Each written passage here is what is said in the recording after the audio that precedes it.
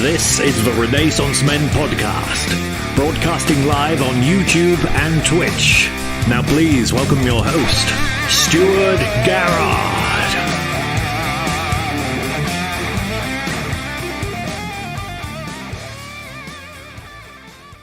Good evening, Happy New Year, and welcome to episode 160 of the Renaissance Men Podcast. I'm your host, Stuart Garrard. Joining me this week, as always, is my good brother, Jimmy the Sainter. My children. Oh, Jimmy. It's been a while, mate. I literally almost forgot how to do this stuff. Yeah, it's been... How long has it been? I think we've missed 4 December weeks. 2nd. Over a month. Wow. People must be missing us so much. I think so. They really must. Did you have a wonderful break, Stu? It was nice. It was nice to have a bit of a break, wasn't it? From the, from this, just like to take away a little bit of the pressure. Did you have a lovely Christmas period?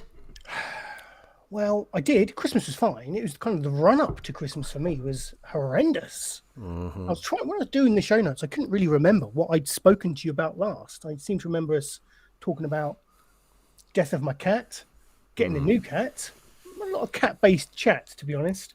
But that seemed to kind of start a downward spiral in my life, culminating in some little mental blip. And then I got, are you ready for this? Is contracted the right word? I'm going to go with it. I contracted a Quinsy. Quinsy. Not a Quincy, Quinsy. MD. Got a Quinsy. Now, Quinsy sounds like quite a nice thing. I know it does, doesn't it? Like, Me and the wife popped out for a Quinsy. yeah. But what is a Quinsy, Stu? It's a large abscess in the tissue between your tonsil and like in your throat. You know, they can. Did you get a goiter? No. Oh. No. We were obsessed with goiters at school, weren't we? Because of that science book where that poor chap had that goiter. Yes, I'd forgotten that. Oh, mercy. Yeah. No, sadly not. I didn't get a goiter, but I did. I had to go to the hospital and get it drained, and it was not good. They had to stick a syringe into the Quinsy, the abscess, and they tried and failed to suck out the innards, the pus, I guess. Apologies if you're having your dinner whilst watching this. Did they go down the mouth or through the neck or up the butt? No, they that way. Oh wow! Like that way, but they couldn't drain it, so they just pricked it, and they just said, "You're on your own now." And just had to let it drain into my mouth, and I could obviously taste it. Pus doesn't taste good. I'll just say that. Not good. God. That's horrible, Stu. I didn't know that. I thought, why was it too viscous for the syringe? To be fair, she didn't even attempt it. So Try that hard. No, just let you suffer. But my overriding memory, it wasn't that of my hospital stay. It was the fact the NHS staff were lovely. I'm up to a point. There was a moment where they referred to me because they were trying. They have to. I was in a ward. I was like in an in-between ward. I was in a ward that you go on before you then go on to another ward, if you get me, like a halfway house full of waifs and strays, generally who have come in from A&E because I had to go to A&E, and they have a lot of turnover. A lot of beds repositioning, and they need to organise who's going off to what ward. And bless them, no one knew my name the whole time I was there. Didn't even write it on the board behind me like they tend to do. This is Stuart. He's got a Quinsy. No one would know what that was. The male orderly / nurse, he referred to me as Quinsy man, in the sense that they said they were trying. He was stood there with his colleague and saying, "Right, so he's going off to that ward. Quinsy man, he'll be going soon." Oh, you look like you could be called Quinsy man in like a kids' TV show. Quinsy man. Yeah, not a superhero, just Quinsy man. He like sort of bobbles along and has fun with kids or something. I don't know. Quinsy. I don't know. Yes, yeah. Okay. Yeah. That way. Yeah. So that was that's kind of been the highlight of my pre-Christmas phase. But I'm fine now. I do have to have my tonsils out. They've recommended I get them out. So no way. Oh yeah, got that to look forward to next year. I now think I've got a sinus blockage, so if I do sound a bit nasally, I think it's all going on in my ENT. It's going on everywhere, Stu. It's going on everywhere. But apart from that, Christmas was pretty good, pretty quiet. Benjamin got chickenpox. That happened as well. So he couldn't go anywhere. But luckily, most of his kids had it over the period, and it was is what it is. Chickenpox is chickenpox, as you know. But, of course, he got it on the day of his birthday party, so we had to then hastily rearrange that, turn it into a chickenpox party. So only people who had the pox were allowed in. Bizarre scenario. Yeah, that sounded like my last orgy. Yes. That was the one rule. Must have pox. The one rule. The one rule at my orgy. Oh, Stuart, it sounds far from mundane, which is how you usually describe your Christmases. That's how I like my Christmases. It was far from mundane. But other than that, no. I mean, the general Christmas festivities. I got nice presents. Got lots of Lego, which I shall show you in due course. What else? Getting a new car. That's going to be pretty good. I can't believe you didn't film them trying to drain your abscess. Live stream. That would have got a lot of views. People someone sucking the pus out of the lump in your throat. Wait 1 minute. Let me just stream this. Yeah, I get you. It would have been good. Didn't think of that. People would have. People would have done that. Kim Kardashian would have done it. Yeah. But sadly, I was a miss there. But no, touch wood, doing all right. So let's see what 2023 brings, eh? Yeah, absolutely. Well, that's enough about me. Jimmy, how was your Christmas period? It was long. It was a long Christmas period. We did our usual of trying to sneak the kids out of school a bit earlier than usual to avoid all the Christmas illnesses, even though they were genuinely ill anyway. And everyone was just ill. Well, as you know, before we split up for our break, I was in hospital, wasn't I? My heart, regular heartbeat. I've had this weird twitch in my stomach ever since. The kids have been coughing up a lung every day. And Christmas morning, we came down to open our gifts. The kids, come on, kids, down you come. The two youngest ones run round. Wow. The eldest one, who's 7, he's like, just sits down. And we're like, come and open your presents, pal. He's like, I need water. And we're like, come and open your presents that have been paid for. And he went, Santa Ball, obviously. And chucked up all on the floor, all the way up to the hallway. I grabbed him, I dragged him to the bathroom. He chucked up in the... my goodness. We took him up, showered him. We came down, opened presents. I walked into the kitchen and just started laughing my head off. My wife came in and said, stop laughing. Why are you laughing? I went, because this is ridiculous. The timing of it. The timing was... He'd been up for 2 hours on watching TV with the wife in bed. But that going down thing... And then he was just gone. I mean, it's just been an ill time, hasn't it? It's been an ill time. About, isn't it? Everyone seems to be getting something. Yeah. Crazy. Stay safe out there, people. That's all I can say. Stay safe. Yeah.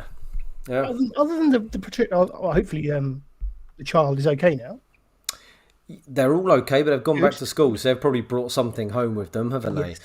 There is that. I'm trying to think about other things that have happened. There's been just so much illness. I had my work Christmas do, which was great fun. We didn't get to talk about that. Where on the train home, I puked up on the train. Again, more vomit. Where did you go? Londinium. Anywhere nice? Yeah, I'll tell you something that was funny. We went up the Shard for our usual lovely Christmas lunch. I love going up the Shard. Best thing about going up the Shard is the urinals. You heard that I like going up the Shard, yeah. The best thing is the urinals is all up against the window. So when you're weeing, it just looks like you're weeing on London. No. And you just stand there just peeing on the shower of bastards that is the London folk. And then we just went off and we drank lots. And then me and my friend, I won't say his name, But we ended up in Soho. It was just the two of us, and we decided to go to GAY. Because this is always good fun. Bear in mind, neither of us are LGBTQA plus anything else. And they wouldn't let us in. No. They said that he was too drunk. We held hands approaching the place. They said, you're too drunk, go and eat a sandwich. So we went off and he ate a sandwich. Go eat a sandwich, motherfucker. No, we went off and ate a sandwich, or he ate a sandwich. Well, he had a wrap. And then we came back and we said, right, we're back. And they said, no, we told you to go away for 20 minutes. And we went, no, you didn't. You said, go and eat a sandwich. And they went, no, we told you 20 minutes. And then my friend just went, this is unbelievable. This is supposed to be a safe place for people like me and him. And instead you've cart us out. And he did like a really passionate gay speech about how this was supposed to be a safe. Didn't fly with them. They didn't buy it, and in fact, I think the manager cried a little bit and just sent us on our way. He wasn't impressed. Yeah, so we went to Freedom instead. So that was good. I had my birthday as well, Stu. Oh, of course, have many happy returns, Jimmy. 35. Of course, yeah. 35 again. Were you spoiled? Was I spoiled? Hope you were. Yep, hope you were. What'd you get? Any good loot? I got some good nerd stuff. I got some good Star Trek stuff, some good Star Wars stuff, some nice clothes from the wife. Yeah, I was looked after. I go out with my friends on my birthday, and then I have an evening with family. So I do breakfast, evening family, and then daytime friends. That was good fun, Stu. We released the Brian Blessed Christmas special. Yes, I haven't seen this. Released that. Do you want me to key this up? Why not? We can do a live. You can do a live reaction. Why not? Before we do that, I'm remiss. I've ignored those in the chat, so I just want to say hello to both Martin Coker. That's a Coker. Yep. Hello, Martin. Thank you for joining us, and of course, Holes. Disgusted at my pustule story. Welcome both. Pleasure to have you in the chat. Something that did happen, Stu, while you line up the Blessed Christmas special was I bought quite a few things on eBay for the wife for Christmas. And a package arrived, and it was a thin A4 like hard envelope. And I hadn't purchased anything that should have been that shape. Everything I should have purchased should have been Funko Pop sized. And I was like, what the hell is this? And it had eBay written on it, and I opened it tentatively. And I pulled it out, and it was a copy of the Sunday Express. And it was the 9th of December when this arrived, and the Sunday Express was, as you'd think, it might be from the future, but it wasn't. It was from the 6th of December, so 3 days previous to when it arrived. And I was like, what the hell is this? Why have I got this? And I'm looking for it going, maybe someone sent me something in it. There's nothing in it. It's just a... Wife starts panicking, saying, have you pissed someone off? Has someone sent you COVID in the Sunday Express? I'm like, why would... No. And she put it outside. I'm like, okay, I felt like I was in the Hurt Locker as I put it outside in the porch. I start messaging anyone I've bought anything from, and people are messaging me back going, ha, ha, ha, no, I didn't send you a Sunday Express. I rang eBay, and I spoke to eBay, and they're going, no, let's look into it. And they're looking at half an hour on the phone to eBay, and then eventually one of the blokes did reply, who I bought something off, going, oh, sorry, I must have printed off 2 of your addresses and put it on that envelope as well. Oh, wow. What was in it? What was... sorry, I was concentrating on the Sunday Express. Is that nothing wrapped within the paper? Nope. Sunday Express. Of the paper. Copy of the Sunday Express. And I looked on what he said. He said, please feel free to throw it away or send it on. And I looked at what he sells on his page, and it was loads of Funko Pops and recent newspapers. Why would you... I've got no idea. But surely he's selling them over the market price, like 20p for the Sun. I don't know what the Sun is these days. Probably a bit more. It was the Sunday Express, so I don't know how much it costs. Why would you pay more for the paper to be delivered to you on eBay? Oh, bizarre. Well, I don't know. Maybe if you've missed it and there was an article in it you wanted to read. Yeah, but someone's obituary or something you might have liked was in it. Okay, yeah. I mean, I understand if it's a copy of like when the Queen died. It's a monumentous edition of the paper, but not. It was weird. It was weird. I mean, it did freak me and the wife out. It did freak me and the wife out for a couple of hours. Why have we got this? I haven't ordered this. Well, this is an opportune moment. I don't want to interrupt you, but interrupt your flow. But joining us is Lord. We should address him correctly now. Lord Doolan himself. In fact, let's give him a. Now, why are we addressing him as the Lord, you may ask? Well, Lord Doolan chose wisely, is all I can put it. The spinny wheel of World Cup, what did I call it at the time? I can't remember. World Cup Pickathon or something. Something bizarre. But anyway, he picked the team that eventually won the World Cup. Lord Doolan picked Argentina out of the hat, or the spinny wheel, a few episodes back. And we said that whoever won the sweepstake, that it effectively was, we would call Lord for... How long did we decide? I think till the end of Feb, I think we said. Okay, that's fine. So Lord Doolan, congratulations. Do you have to bow or something? Well, whenever we show his comment, I'll do that clap. That won't get tiresome. No, okay. Lord Doolan, look who else we've got in the chat. John Simmons, Hagu, and Boy George. I have you on mute as I'm putting the kids to bed, but you both look great. Thank you. Interesting that he's not having a poo. He might be. Just because he's putting the kids to bed doesn't mean he's not having a poo. He could have one of those bags, I suppose. Yep. Like when he made me poo in a bag and then run it over with a bike. Love that story. Anyway, I was going to bring up the Blessed Diaries Christmas special about Cliff Richard, I think. Is that correct? No. Oh. No, it's not about Cliff, the Christmas one. There we go. Sorry, it had gone on to the next video. Is it an advent calendar styley? Yeah.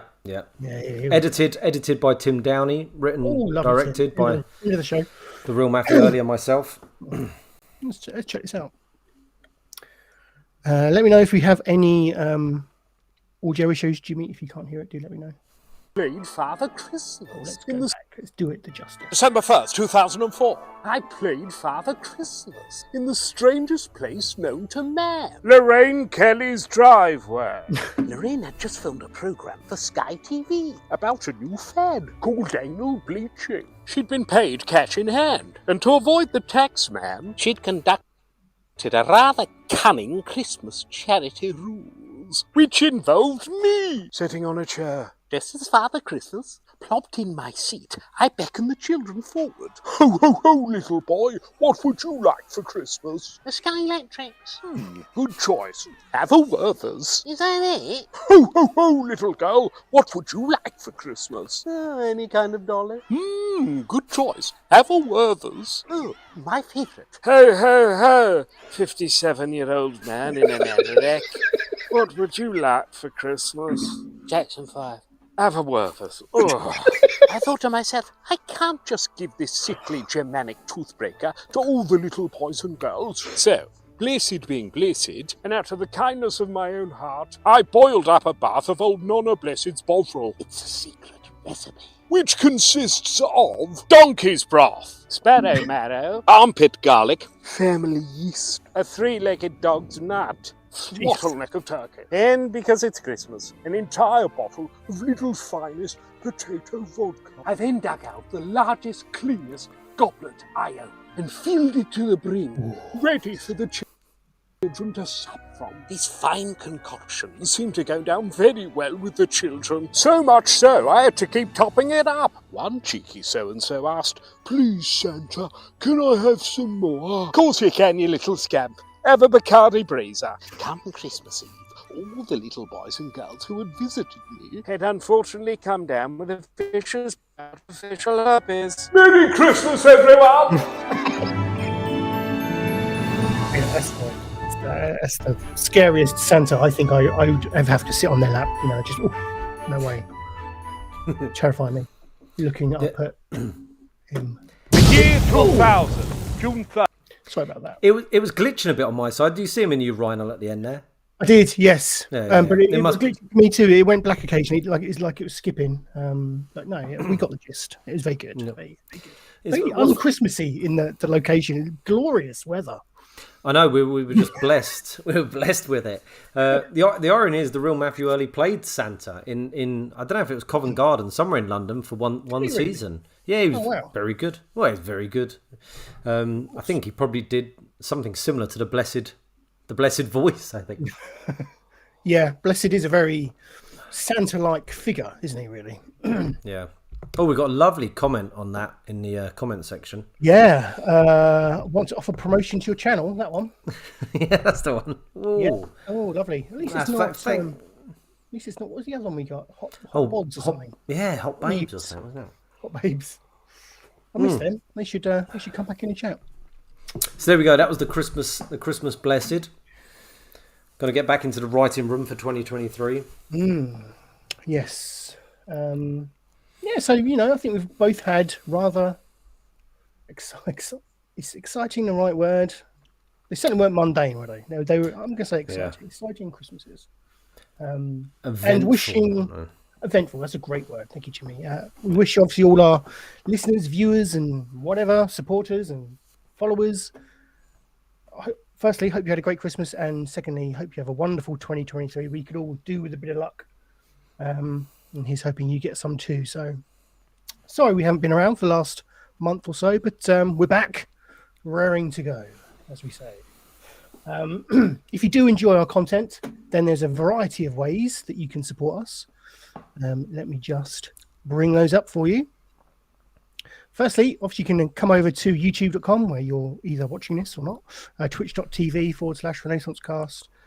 We have our Twitter channel as well, twitter.com/RenaissanceCast. There is a theme here, you'll see.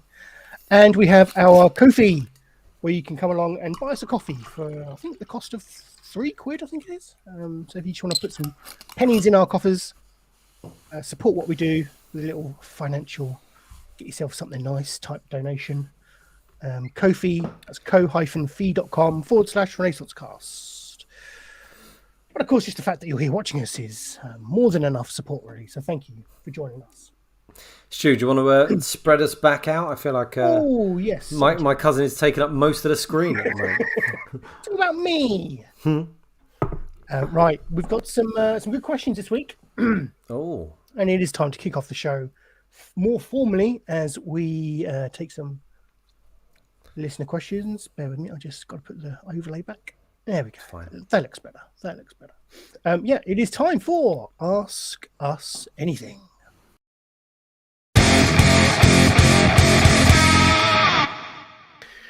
Here we are. It's that section of the show where we ask the viewers and listeners to submit some questions. Any old question to answer on the show.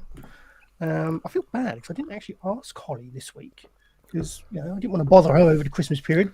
Holly, if you're still watching and you want to chuck in a question in the chat live as we speak, please do. But we do have two questions, and they're a couple of crackers. Some Christmas crackers. Yeah, Post-Christmas crackers. Post-Christmas crackers. I like it. First up. No, it's cool. Yeah, we're getting back into the rhythm, aren't we, Jim? Yeah, we're getting back into the rhythm. Mostly Martinez, host/co-host of the Mostly Star Wars podcast. Great supporter of the show. Might be in later in the chat. Lovely man. What are your most anticipated movies, shows, games, and books for 2023? Ooh. It's a loaded question. May require some thoughts, but I've certainly got a few that come to mind. Well, Stu, you go first, and I'll think as you talk. Well, I'm going to start with games because there's a few. Let's do each one, and we'll go one. Okay. I'm not a massive reader, so I don't have many books that I'm looking forward to. Don't worry. We'll just go. I'm going to we'll do games. Books. Yeah. Okay, I'm going to go games. The Harry Potter, Hogwarts Legacy is definitely a game I'm looking forward to. My wife is very much looking forward to that. Is she? I'm not surprised. Yeah, I reckon Emma will like that. That looks great. Like a massive open world role-playing game set in the Harry Potter. The Wizarding World. Sorry, I should keep it on the road, shouldn't I? The Wizarding World, but like an old like an 1800s Wizarding World. It looks quite good. This has been promised for like the last 3 years, this game, hasn't it? Yeah, it's been delayed and delayed and delayed, but Yeah. I don't mind that as long as it comes out and it works. Because there's a lot of the time that doesn't happen with games these days. Yeah. So is that? What else was there? There was obviously Star Wars Jedi Survivor, the sequel to Jedi Fallen Order. Thank you. Just finished that for the second time over the Christmas period, actually, just to refresh on the story, and can't wait to get cracking on the second part of that. That's out fairly soon, I think, like March, April time. Will you be getting that? I don't know. I mean, you quite liked the first one, didn't you? I gave up, didn't I? I gave up on Fallen Order because I had to go back to my spaceship and I couldn't find my way, and I just got annoyed. I had done the level. I'd completed the level. I didn't know why I had to go all the way back to my spaceship. My spaceship should have come and picked me up. There was a lot of that. And I get what you mean. That was a bit tiresome come the end. I might just watch someone play it. I might just watch it on YouTube, just watch a playthrough. I mean, if you just like the cutscenes, at least then you get a flavour. Yeah. It's quite a good story, actually. Quite a good Star Wars story. Yeah, that's why I'd want to watch it. They're quite rare these days, aren't they? So I think it's watching, if nothing else, just for that. Yeah. I'm sure there are others, but they can't immediately jump to mind. Game wise, for me, I think I'm looking forward to it. I mentioned it to the guys the other day on the group. Is the AEW the wrestling game? Now that hasn't come out yet. That's due out this year, right? You're correct. Yeah. Now I'm a WWE man. I have got into some of AEW, but it has been a bit of a mess with all the CM Punk debacle and everything, and the Omega and the Bucks and whatnot. That said, the game feels like they wanted to make it really fun rather than the WWE games over the last few years that have seemed to be focusing on realism, but a bit simmy. Yes, whereas AEW, from what I heard, they were doing their game sort of based around the old SmackDown Know Your Role. Is it a boy? Yeah, of course. The boy's here. Hello, Benj. Come on, mate. Come say hello to Jimmy. You ain't seen Jimmy for ages. Let's cover up which school you go to, because people don't want to see that. Still in his school uniform. I know, mate. I know. You can tell he's your son. Did you have a good Christmas? Yeah? Yeah? What did you get for Christmas? Why something like that? Because we don't want people to see what school you go to, do we? Why? Why? Because there's some strange people out there. Yeah, some of them are friends. Yes. So, did you have a nice Christmas? I asked you that, didn't I? Yeah. What did you get? What was your best present? Can you say? Was it Daddy's abscess juice? What did they call Daddy at hospital? I was tired. Quincy man. Yeah. Quincy man. Tell people. Can I drink that? My water, Yeah, that. if you want to. Yeah. Okay, he's going to drink my water. Yes. So the AEW game. It goes the Quincy boy. Yeah. Now he's Pustule Boy. I was Quincy Man and he was Pustule Boy. We kind of had a Batman Robin type scenario going, because at the time I had my Quincy and he had his chickenpox. It was a bit of a mess in this house. So, it was a pussy mess. Have you drunk this? No. Good. Yeah. But it kind of tastes like your breath. Tastes like my breath.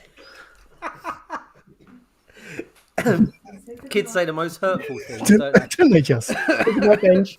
No. I said he could have it.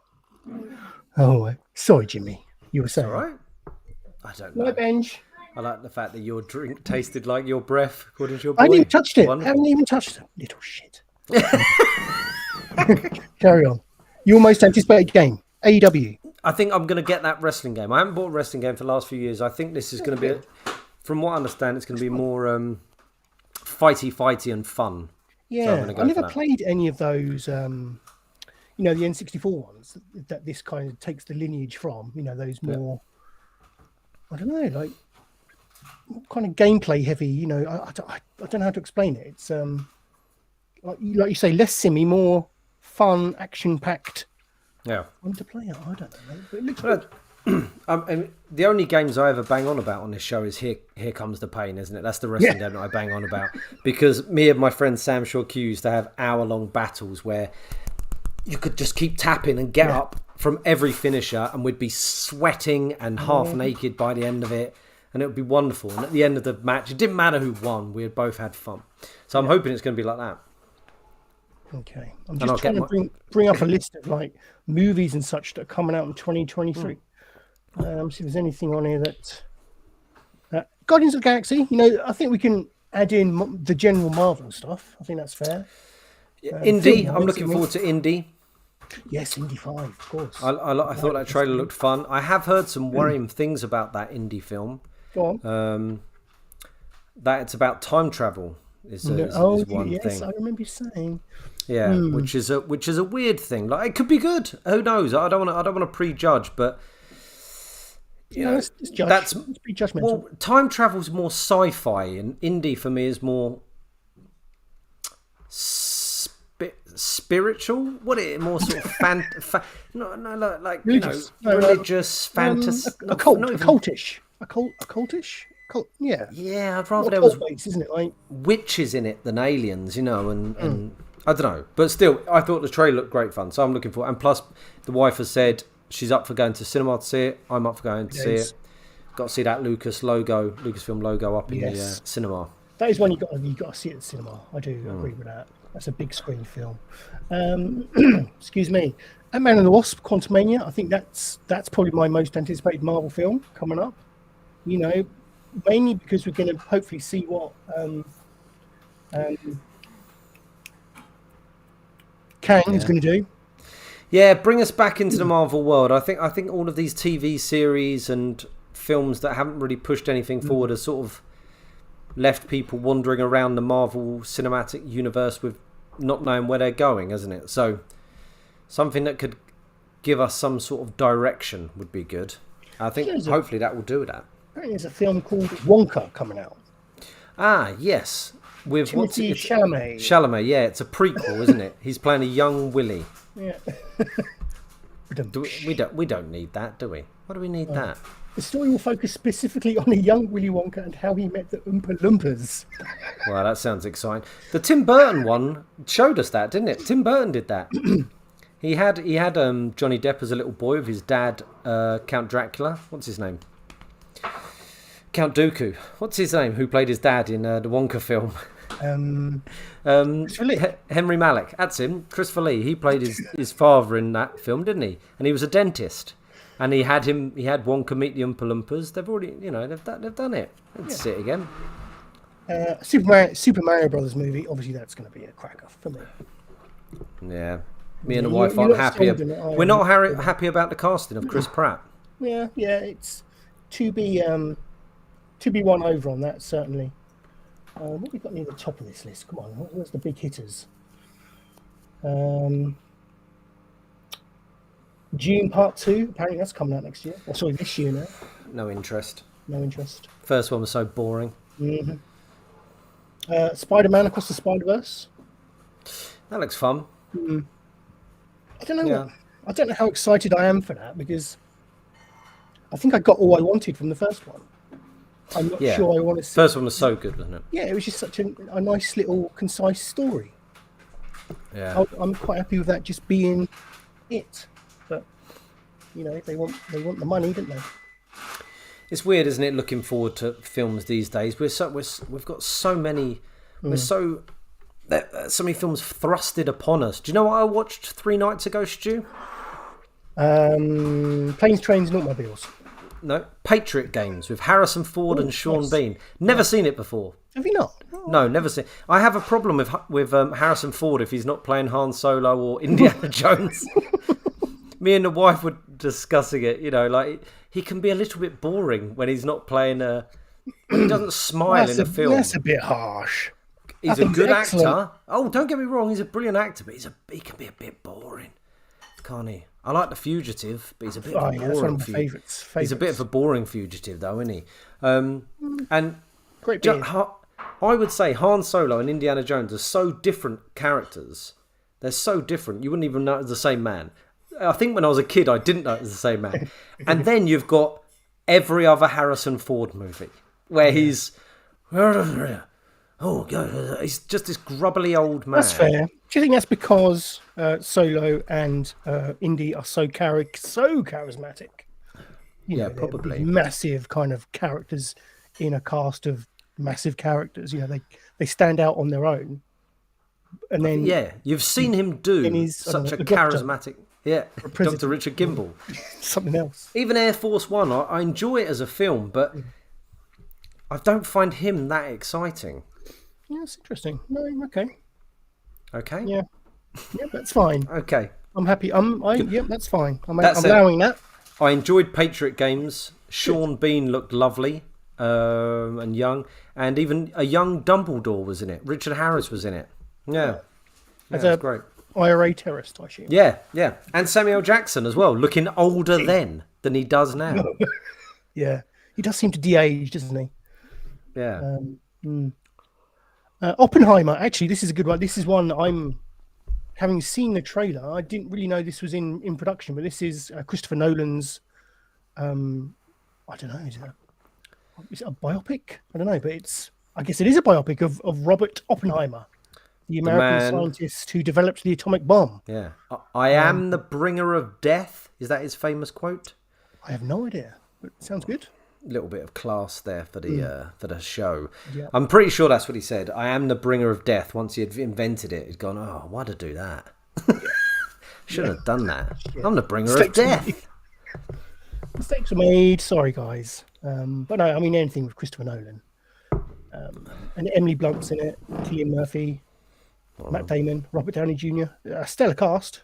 Yeah. And an interesting topic, I think, because there could be some interesting moral questions being asked in that.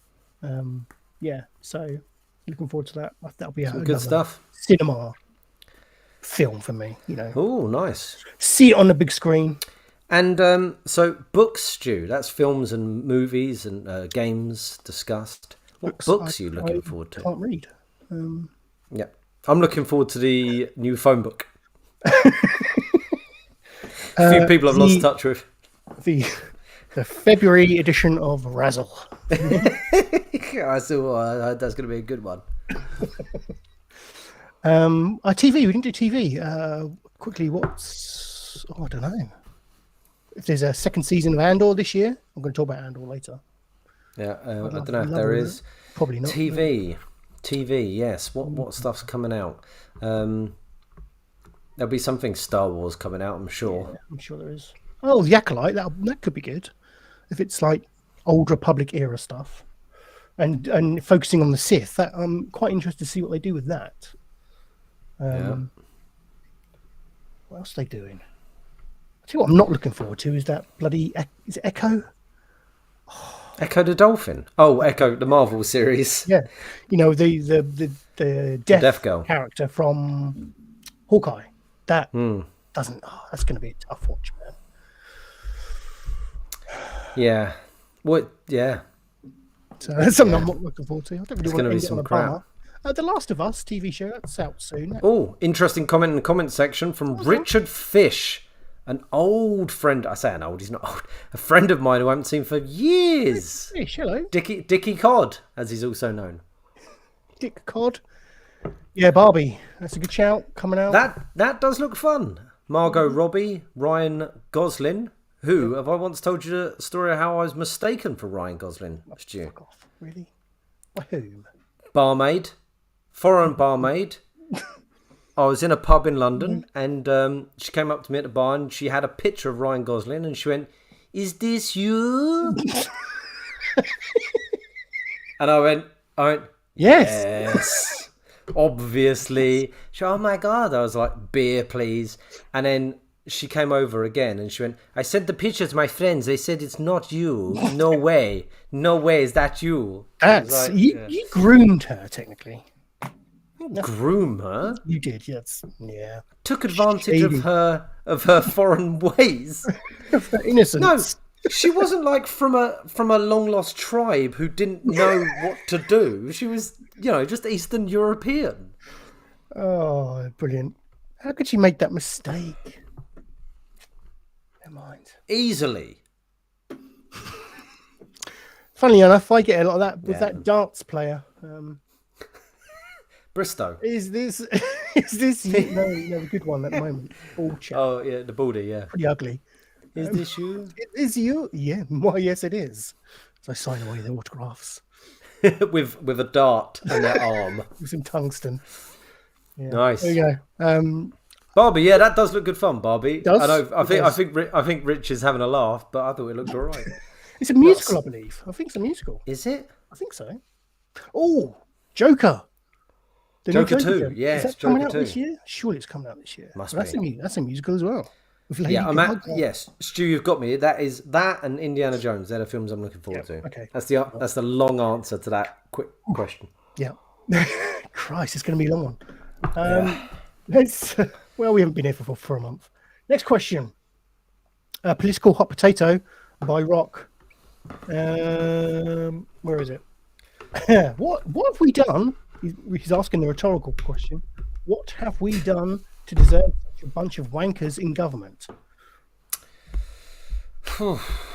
That's a tough one to answer. I don't know. It's perhaps we've just done something bad in a former life collectively. I don't know. I don't think it's us. Here he goes. Yeah. So one of the big things that's happened for me recently is the arrest of Andrew Tate. Terrible situation. But obviously now he's gone. What the internet is crying out for is a right-wing misogynistic prick. So I'll take that mantle, and hopefully we'll get all his viewers. I'll just take that on. Yeah. I read that the Taliban released a statement saying how worried they were about Andrew Tate. When the Taliban is starting to worry about you, you're on the side of the Taliban, then questions need to be asked about your character, surely. Does it, Stuart, or is it? He's being treated so badly, even the Taliban are worried. The people that they cut off heads, right? To teach people a lesson, a valuable lesson. Oh God, he's gone. Don't wear stupid hats. Don't wear stupid hats, motherfucker. Yeah. Yep. Ironic, but No, I'm joking. Obviously, Take and rot. I don't know who he is. What is he famous for? Isn't that interesting? Is it crypto? Is it crypto? It's going to be crypto, surely. No, he's massive on the internet, Andrew Tate. Right. But when your algorithm doesn't take you down that route, you just don't know people. It's interesting, that, isn't it? Yeah. He was a professional kickboxer. Right. Legitimately won some world championships. Him and his brother. His brother was a fighter as well, I think. Then he needed to make money, so he went to a casino and made a bit of money. Then he set up a webcam business, pornographic webcam business, in a very horrible way with these women that he was dating. He was dating like 7 women at the same time in all different countries because he had travelled around with his kickboxing. Started this webcam thing with one of them. No, I think 2 of them stuck around. The others all left when they found out he was dating people. And then he just built out this webcam business, but in a really horrible way by stopping it. Yeah, well, he'd get people to pay in crypto, which means he wouldn't pay taxes on the money. Crypto would be involved somewhere. And because of the crypto, they wouldn't have to pay tax on it, but it'd tell the girls that they were paying tax. So if the girl made 10 grand, he'd go, okay, well, you got to pay 3 grand tax, and then we split 6 grand, 7 grand each way. But he'd just keep the tax because it was paid in crypto, so he'd never be paying tax. He made a fortune, absolute fortune. And then he's become very big on the internet by appealing to men about, mostly it's about his rich lifestyle and his cars and this sort of, it's that sort of Dan Bilzerian sort of character. But then he does bring other people in by talking about family, a family and what a man and woman should be doing. So you can sort of hoodwink men in thinking that women should just go back to being housewives. So he brings in. I think I've seen some of that bullshit. Yeah, so he's built out this massive following. But yeah, that's him in a nutshell. And he's been arrested for sex trafficking. And I think the idea is that these women that he got involved, he was keeping under duress to do this webcam stuff by keeping passports or not giving them enough money. I don't know, some shit. Anyway, that's Tate in a nutshell. He's a prick. He is a prick. Yeah. But it's quite nice to see Greta Thunberg own him over the Christmas holidays. See an exchange of tweets. I implore you to go check that out. That was quite fun. Well, that is the sort of idea that the Romanian police force knew he was in Romania because she said, "Oh, look at your pizza box. It's from a Romanian pizza outlet." I think that's just, from what I understand, is good story though. They'd know if he was there. Like, if you're following a criminal, if the police are following a criminal, they're not watching Greta's Twitter channel to see if she, if pizza She's comes right. up. She's cracked the case. Bloody right, he's at Papa John's. But she didn't crack the case. Fucking Harriet the spy, Greta the spy. But it is a good story that is what did it. But yeah, how bizarre. He was tweeting. I mean, he shouldn't be tweeting. Going, look at all my Bugattis. Bugatti. The polite way to pronounce the car brand. The Bugatti. Anyway, what were we going on to talk about? We're talking about what did we do? What have we done to deserve such a bunch of wankers in government? By Rock. I don't know. By having a populace that celebrates people like Andrew Tate over, I don't know, Greta Thunberg, I suppose. Probably, yeah. You're right there. But also, is there people who are there to be good? Does that sentence make sense? It doesn't, does it? Which politicians are doing the right thing? Are there that we could vote in? Could do, like Billy Connolly said, no one who wants to be a politician should be a politician. Yeah, do you know what I mean? Yeah. Yes, I like that point of view. Yeah, I don't know. I think at this point, anything is better than what we've got. I think, regardless of who that all ends up being. Well, you say that. They said that about Boris, and then Truss came in, and she was hardly there, was she? Like, yeah. I'm not saying bring Boris back. I'm just saying, like we said, anything's better. And then it went even more to shit. It's so depressing. I mean, that's one of the things that's really just not annoyed me, but it does. It gets to you, when you're in a country that's just so broken and, the NHS is falling apart and no one seems to care, not even the people in government. They're just more interested in their own political career progression. No one cares about, we don't seem to care about people anymore. It's just a right old shithole, isn't it, this country? That's what I think. And it's so sad because, I love living here. I wouldn't want to live anywhere else. But I'm not proud. You won't get on a plane for a start. True. Sorry. No, it's fine. It's a good point. But you know what I mean. It's just a shit show at the moment, and there's no sign of it getting better. And I think grinds you down. I think because it's a shit show as well, and you're saying about no one cares. It's hard to care about everything else when you're just so concerned about what's going on in your house. Yeah. And you go, well, you should care about it. And you go, I get that, but like, it's true. We've had everyone ill over the past month. Yeah. And that takes up everything. You can't be out on the picket lines or whatever. And and everyone's so divided on everything. That's one of the big things. Like, I was chatting to a friend of mine, a guy called Jez, he owns a shop in Colchester. Him and a guy called Steve, who I spoke about last time we were on. Best Days in Colchester, vintage clothing and coffee, brilliant shop. I was chatting to Jez, and he's a very lefty guy, very lefty. But when we're talking about it, we were talking about how actually we need a middly. You need the middle.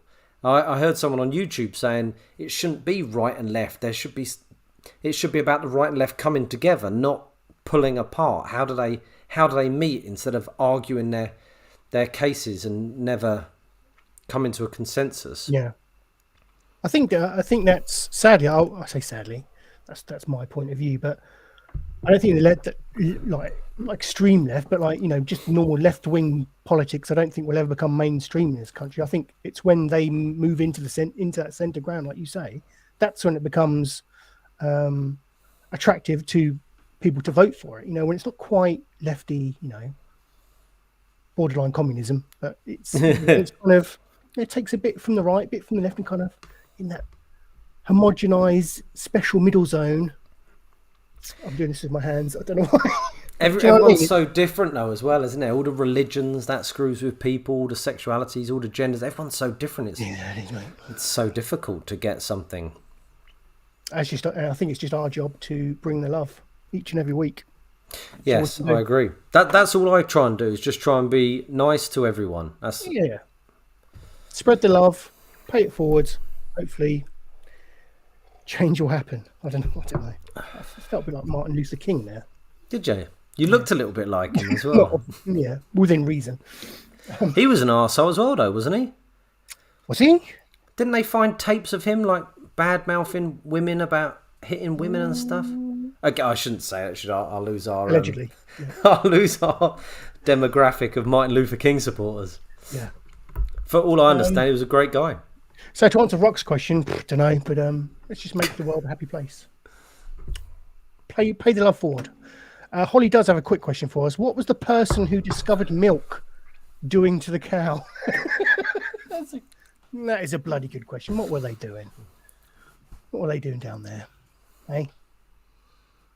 Oh, yeah. Ooh. And then... No, seriously, they probably saw the little cow having a go at the cow and drinking and going... okay, yeah. What's that like then, eh? If I'm going to eat the cow, I might as well drink this bit as well. Waste not, want not. Exactly. Yeah, I hope that answers your question, Holly. That was Ask Us Anything. Okay. Jesus, 7:30. It's fine. We've been away for a while. Exactly. It's an extended show, midnight. Jimmy. Yes. You have brought to us a very loose Can the Past Make Us Laugh? Very loosely. Oh, yeah. Loosey goosey. Is that where we are? It's where we are, but we're going to do a sting. Obviously, it's where Jimmy brings us something from allegedly the past. Well, I suppose technically it is from the... I'll explain in a minute. It's Can the Past Make Us Laugh?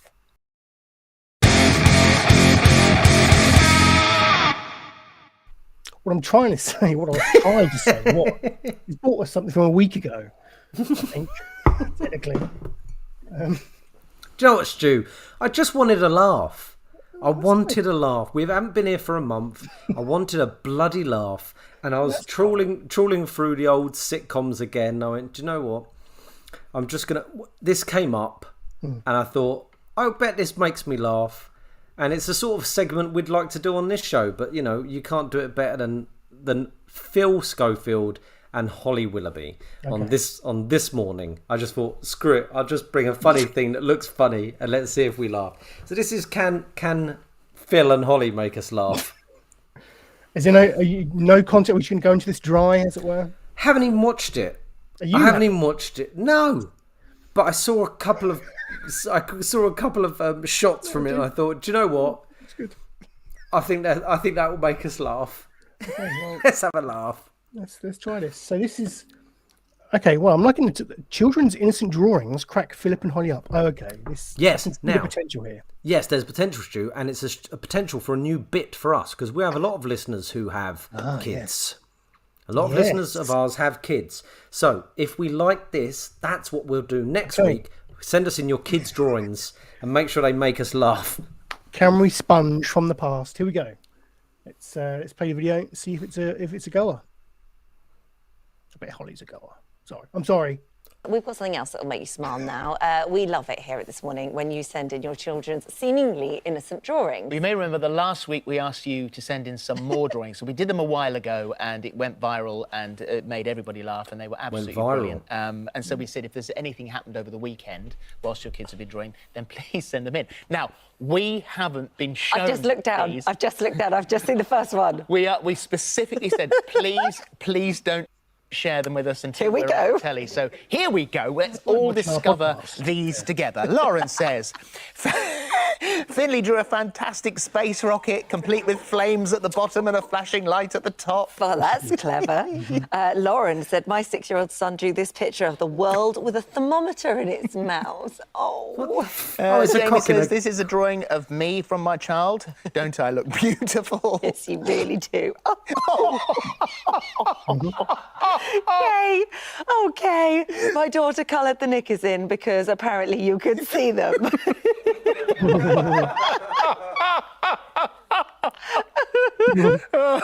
Nicola says my daughter made her dad into a unicorn.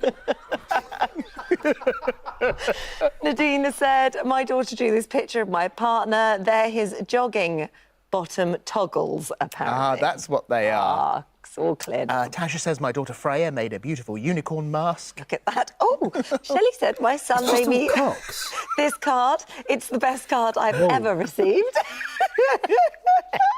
Holly's gone. She's gone. It's a beautiful flower, isn't it? It's a beautiful It's a flower. beautiful Gemma flower. says this is my daughter's drawing of Harry Potter's final battle with Voldemort. That's an impressive one. And Christy says my 5-year-old daughter made Big Ben out of clay. Tammy says my 7-year-old son Oscar made this beautiful junk model. Oh, and Abby said my daughter Phoebe made this clay creation at her school for Mother's Day. She said it was a flower, but that's not what it looked like at 6 a.m. without my glasses. Oh dear. Oh, we could go on. Should we save some? What should we save some? Should we How many? save We've some? got hundreds of them. Let's Let's just do save Anna's. something. Anna, my daughter made her doll a bottle as she didn't have one. Oh, lovely. It's just people sending in pictures of cocks. Keep sending them in. Wow. We've got hundreds of them. Wow. So we'll show them throughout Wow. the show today. Earlier we were looking at some of the innocent pictures your children have been drawing whilst at God, home. there's You've more? been sending in Sorry, more. Stu. Hannah said, my daughter made such a beautiful giraffe. It's going to be a cock. Oh, have you not got the pictures? Hang on, you're going to have to do. Oh, you you're can't. going to have to Okay. Come on, Phil. Oh no, we've got them. There you go. That is a good close-up, Phil. That is a good close-up, isn't it? I'm holding that still, aren't I? So when you said you haven't got them, what aspect of you haven't got them means you have got them? Well done. Well done. Dougie says, our daughter Lily drew our family's coat of arms, which made it onto the wall on Parents' Evening. That's a very detailed pair of ballet shoes, if you were wondering. There we go. Ballet shoes. Anne says my daughter You like that made one? a tail charm to put on a bracelet. That's a lovely one, isn't it? I hope you wear it every day.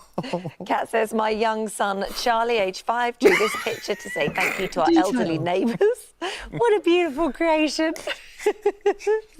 How's this going Katie says this is I don't know. my little girl's drawing of a swing. Someone like that in the audience. Jesus. Is this what our That's my taxpayer favourite. money is going That's my towards? favourite. No, That was it's Alison like Hammond it's in like- the I see background there. You might have recognised that laugh. Wow. Hazel said, my daughter made this know. world's best mum trophy at school. I was so glad when the dog chewed it and I could put it away. Oh, they're great. She Thank you was. for those. Thank you very much. All morning you've been getting in touch with more. your children's very God, creative Jesus. drawings. Been heavy Thank you on very this. much for sending them Didn't in. they? Mandy says This this is my morning's Mother's Day cock card made by my shots. 6-year-old daughter. Oh, it's lovely. Yeah, a lovely daffodil. Hayley says, my daughter Mia drew a lovely picture of me. Gorgeous. Vicky says my 9-year-old Isabella drew this lovely photo of me. Just look at the nose. And Alison said, this is my daughter Eva hiding in a flower garden. Actually looks like our Alison. Thank you. Wow. Do you know what, Stu? Before Phil went the other way, it was not. Like, this morning wasn't like that. It was all very, No, very exactly. straight laced. Now, Julie- now it's all just Production dicks. meeting. I've got an idea, guys. Since I've come out, all I want is cock. Wow, we've got some comments in the comments section there, Stu. Oh, Holly says, Phil and Holly absolutely crack me up. I often Google Phil and Holly funny clips. Oh, Holly. Our Holly, you need. Come on. I do like Phil and Holly. I'm not. I'm going to side with Holly. I like Phil and Holly. Okay, Holly. Lord Doolan there. Lord Doolan. Lord Doolan is just cracking up. Ha ha ha. Cheeky. I mean, they were great, But I'm with you, Stu. How did that get past? The year 2000. Jesus. I'm so sorry. I've got those on screen. I forgot. How did that get past the censors? I don't know. Or at least get no. Ofcom. I can't remember. What's the complaints body for TV? Ofcom. Do they think that because kids are at school now, like the kids are back at school? Well, they're at school gone 9 o'clock. Mums or dads, whoever's looking after the kids, are at home. Let's put on hardcore pornography because it is just hardcore pornography, Stu. It is. I found our Holly's suggestion of Holly willy wanging. Willy wanging. Should we watch it? Yeah, I'd like to watch this. Let's get some more filth. This is a whole show on its own. That's a filth. Hang on. Let's get this up. Get rid of them. On Vinted, you can easily sell any clothes you no longer. Yeah, skip that. All right, I don't know what the context of this is, but our Holly suggested it, recommended it, so let's do it. Do you want to be fed biscuits all day long? We can arrange that. Yeah, I would actually. That'd be lovely. What am I talking about? Welcome back. Dream. We've got lots more to look forward to today. First, though, it's Throwback Thursday time. Oh, yes. So on this exact day last year, it was the 27th of October, we were messing around, weren't we? And you were here. I was here. This time last year. This is the one with the welly wanging. I've never wanged a welly, but I'm going to give it some welly. I've noticed you've gone for the toe.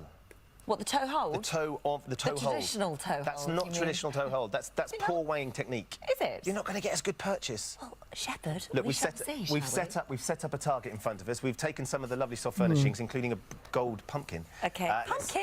Pineapple? This is That's telly. what it is, yeah. Right. Is it? Shall we do this? Yes, good luck. I'm worried about this show. Wow. This is telly. I did it! I actually did it! Can you What see? were you saying about Look at the pineapple. And you go, Holly Willoughby, you've smashed the set. Oh, no! Who left the young, mischievous ones in charge? And you've ruined the game. I can't even wang anything now I because can't you've taken it believe all out. I've never hit anything in my life like that. Still can't believe that I did Look, they're stuck Is that it? Is that it, it. Holly? Is this the same one? I thought she was going to be pulling on a welly or something. Yeah, or calling it a willy. It was quite a lot of trouble the last Get time. it off, Stu. When I smashed this last Get time. off, So this Stu. is the replacement. So Today, have you... Okay. then. Might have been too hasty. But hold on, have you ever hit... Since that day, a year ago to today, have you ever hit anything that you've been throwing at? Funnily enough, I've never willy wanged since then. I was right. Right, she went there. She knew what she was doing.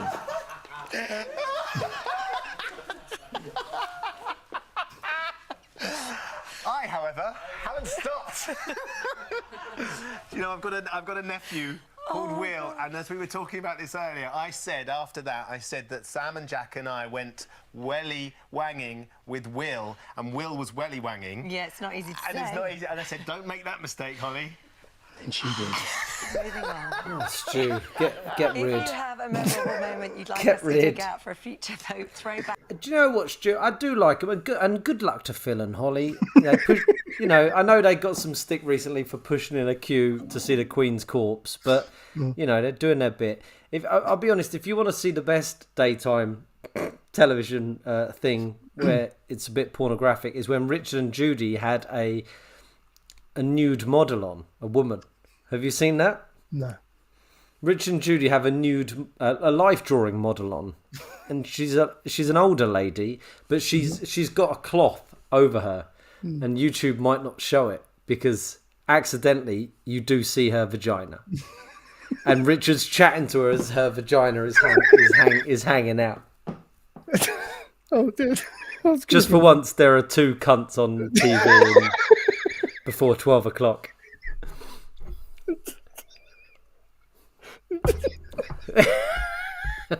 Was you going to do your Richard impression? Oh, no.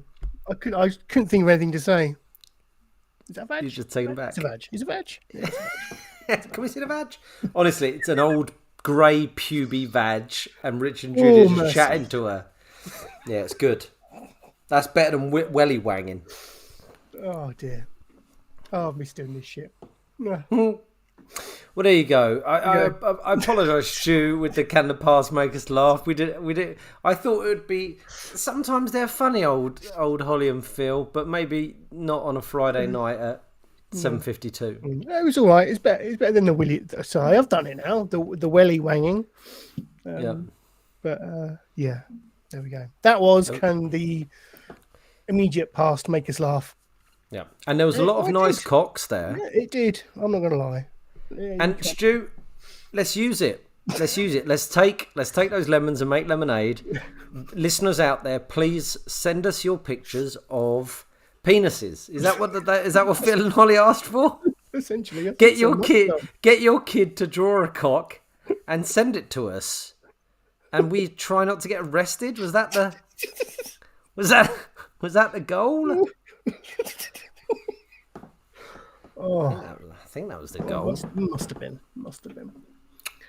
Oh, what the hell are we doing now? Oh, we're looking at. It's time for hot takes, where we take a first look at the latest and greatest cinematic trailers. So, I'm all dishevelled now, Jimmy. All dishevelled. But yes, hot takes.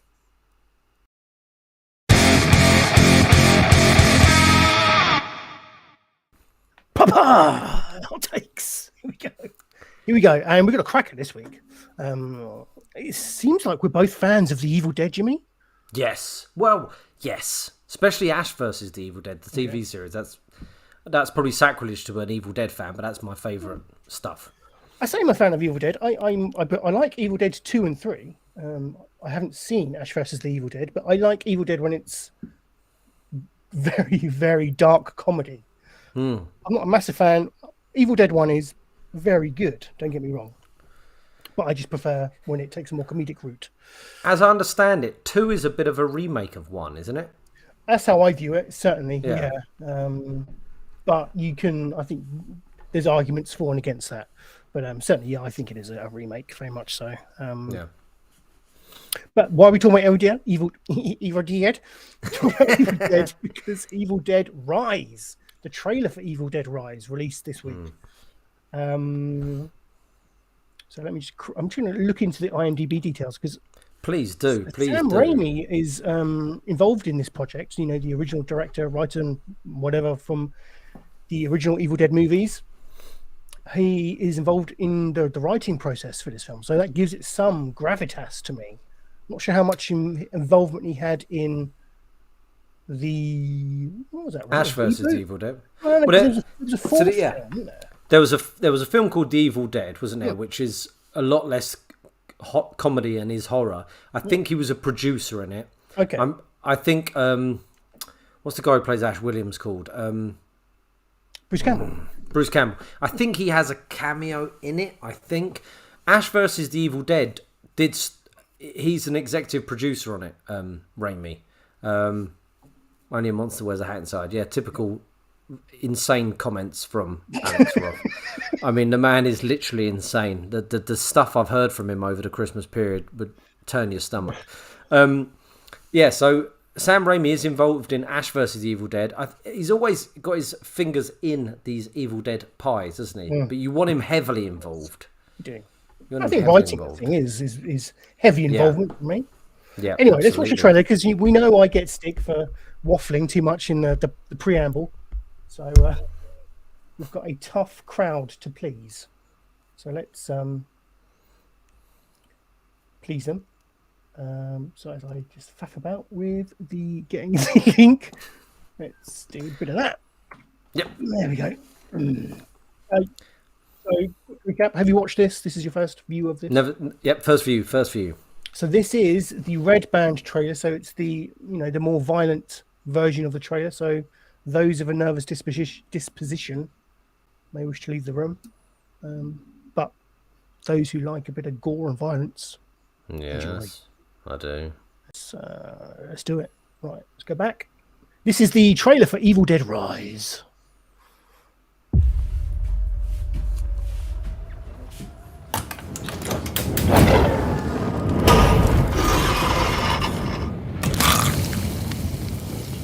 What's up, sis? I had the most beautiful dream. It was the perfect day. And all I could think about was how much I wanted to cut you all open and then climb inside your bodies so that we could stay one happy family.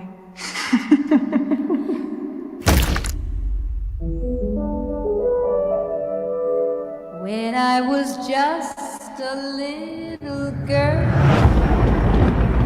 I asked my mother, What is this, Danny? I found it. what will I be?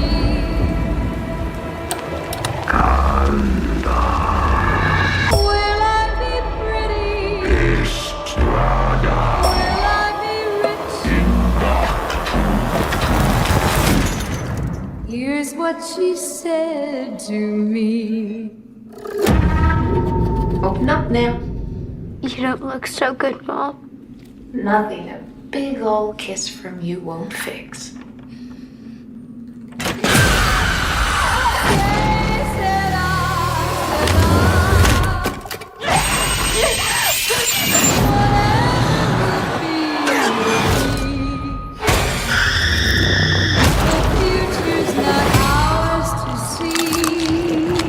I'm getting us out of here. I promise. You'd be a good mom someday, Honeybah. Oh, yeah? Yeah, you know how to lie to kids.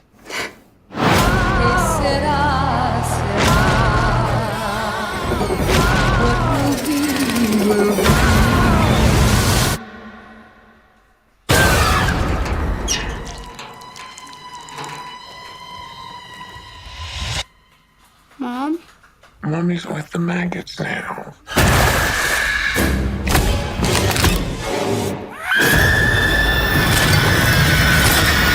What will be. Just Jimmy's face. Just stylistically, that looks quite close to what I imagine. I haven't seen the Evil Dead films in a long while, but they're very distinctive in how they're shot. Let's get rid of that. I want to get rid of that. And that kind of shares that for me. Like there's that shot where there's like the split focus, like focused on the background and the foreground. That's something very similar to something you would have seen in the the original Evil Dead films, and just like a lot of the kinetic camera work. Yeah, looked good. That cheese grater looked. Ooh. Alex Roth in the comments there. Looking good. Looks good. Yeah. Never trust. What are you thinking, Jimmy? From Alex. I thought it looked horrible. I will not be watching it. It looked terrifying. That didn't look funny. Where was Bruce Campbell cutting off his own hand and fighting with little Bruce Campbell's? That's what I like. Don't get me wrong. I think you and Alex and Midge has obviously been going on about this all day. He's watched it how many times? 30 times. 30, old Midge Meister. 30. It looked It looked great. Acting, cinematic, sound, special effects. Oh, the only but not my cup of tea. It looked too scary for me. Well, that's because I'd seen the trailer before. That's why I came into this segment saying that, look, what I enjoy about an Evil Dead film is the dark comedy, and I'm not getting that from the trailer. I'm still hoping that that's a part of the film, and I think with having Sam Raimi writing it, I think there's a chance that he'll thread in some of that some of those comedic elements. And not make it a true horror film, because I think if they just go full horror, I think that's a mistake, because there's a lot of that out there. I think it's just, I think throwing in some comedy gives it another layer, another bit of depth. Horror gore fests.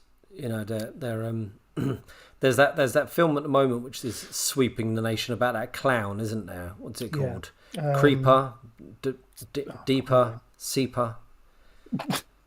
Quinsy 2. Quinsy 2. Quinsy the Clown 2.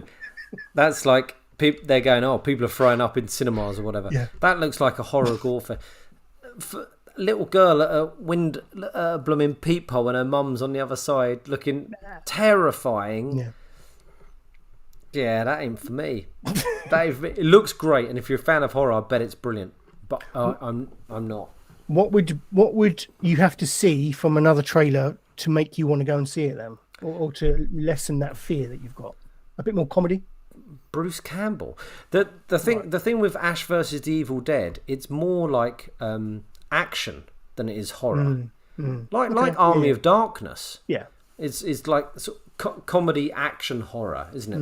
That's Ash vs Evil Dead is very much in line with that, and he's my hero in that show. He's this old ass bloke who thinks he's still cool, but he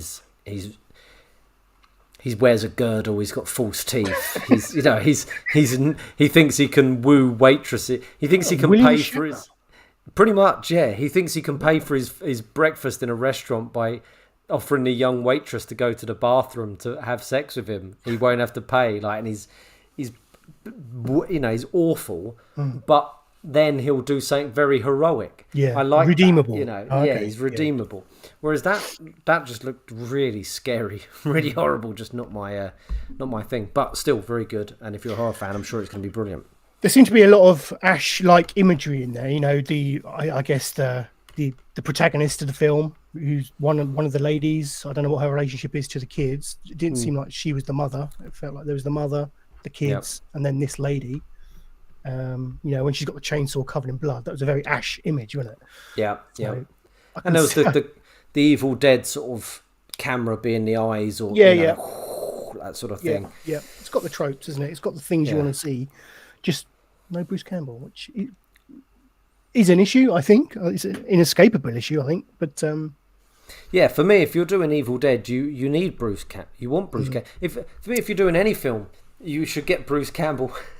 Like he's a guy who hasn't necessarily had his push as much as he could have done. Whether he's good enough or not, at straight acting, he's not really a straight actor, but he's in every one of Sam Raimi's movies, isn't he? He's in every film, so he probably will be in this, I imagine, as a cameo or something. Yeah. But I don't know. It didn't look fun to me. It looked like a really good horror film. Yeah.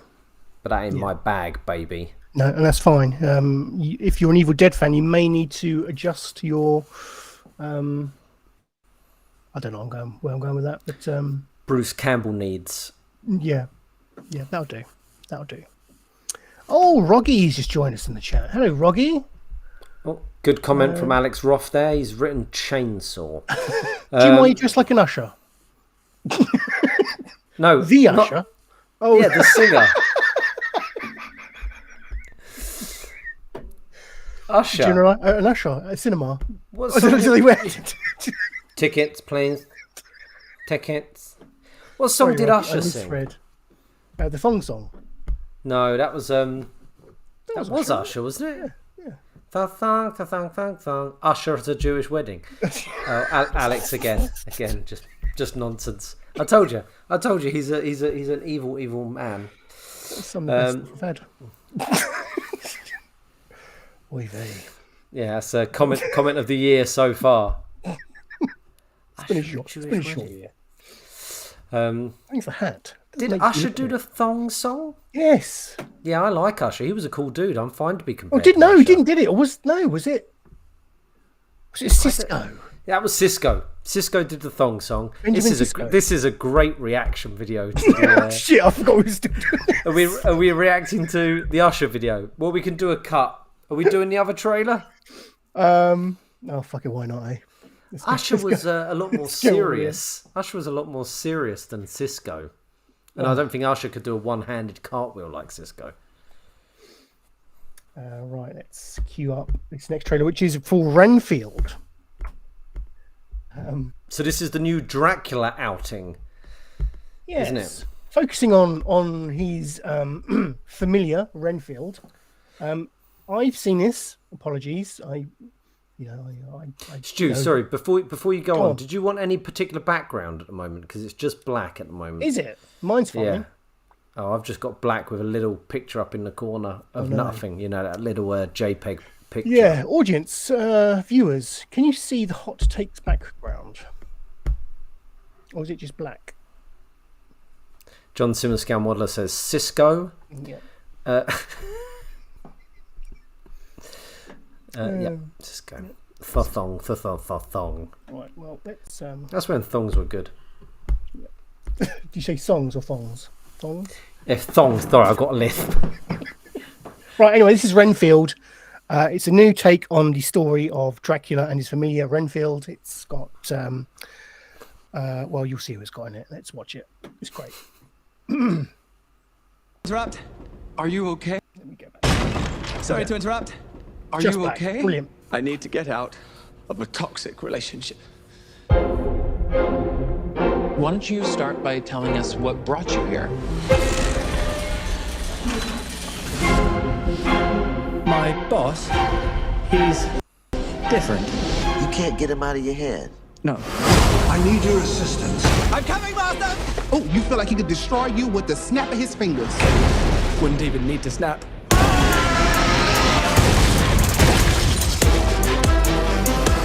Okay. Uh-huh, that sounds familiar. Yeah, what?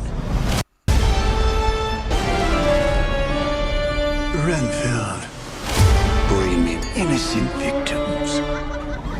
I want a handful of nuns, a busload of cheerleaders. And I just want a normal life again. He's slowly morphing into Hugh This Grant. modern world is a dangerous place. No.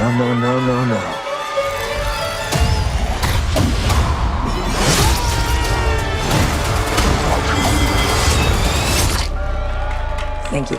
You saved my life. Did I watch you cut a guy's arms off with a decorative serving platter? It's all in the wrist. Let me explain. My boss gave me this power. In return, I tend to his needs, including care, feeding. You bring him people to eat? You're like the guy that gets the villain's Postmates. But if you were to stop focusing on his needs, what would happen? He won't grow to full power. Exactly. He won't grow to full power. What? That's so weird. Why would you phrase it like that? But yes. Hi. Are you here for the meeting? Well, come on. No! Some call me the Dark One. Others, the Lord of Death. To most, I am Dracula. Okay, obviously we're dealing with a little bit more than just narcissism here.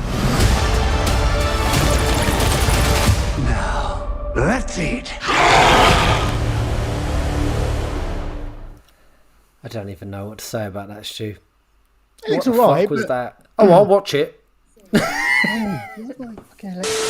This thing on? No, oh, it's all off here. Hey. Right, you stop. Alexa, you can stop. Right. Yeah, did you get what I'm saying? Is it feels like it's going for that what we do in the shadows type feel. Let's get this bit end off. Yes, but for me, I mean, for me, there was that seemed more fun than the other one. Like, I'm going to watch that over the other one, even though I know the other one will be technically better by a country mile. That looked quite fun. A lot of comments in the comment section going on, Stu. Off, is it? Yes, all cooking on. Right, Starts props. off with some... Do we think Nicholas Holt has had a hair transplant? Asking the real question from Roggy. Well, like I said, mid-trailer, he looks like he's just morphing into a young... Hugh Grant. Grant, yeah. So perhaps he asked for a Grant hair transplant. Is that the Cockney slang? Yep. Going for a Hugh. I mean, and then Alex in the comments has put he is going for a Hugh. Yeah. In 2 weeks. Me 2 too. weeks. Me too. And then And massive transplant. Yeah, and then the conversation sort of goes on about hair transplants and John having dinner. So I know I do say all comments would be acknowledged, but we have to draw a line. We have to draw a line somewhere. I am interested in what John's having for dinner. Do let us know. Let us be informed. But the trailer, I like at first I was like, oh, this looks crap. And then he started fighting, and I thought, oh, that could be that looks a bit more fun. And then Nicolas Cage came in. I went, oh, he looks good, and then he was really bad. So it's a mixed bag for me. That is a mixed bag. There we go. That was some hot takes for you. We've given you our first and final thoughts on the latest trailers: Evil Dead Rise and Dracula with Nick Cage. Of the two, no, sorry, Renfield with Nick Cage playing Dracula. Of the two, Jimmy, what would you say was the one that's enticing you most to the cinema? Renfield. Well, I'm not going to cinema to see either of them. Okay. But yeah, you know what I mean. To watch. Renfield's the one I'm going to watch because that other one looks like it's going to scare the shit out of me. Ribs. Right, let's keep this wagon rolling and let's discuss our week in Geek. Our month in Geek. That don't rhyme. Did I?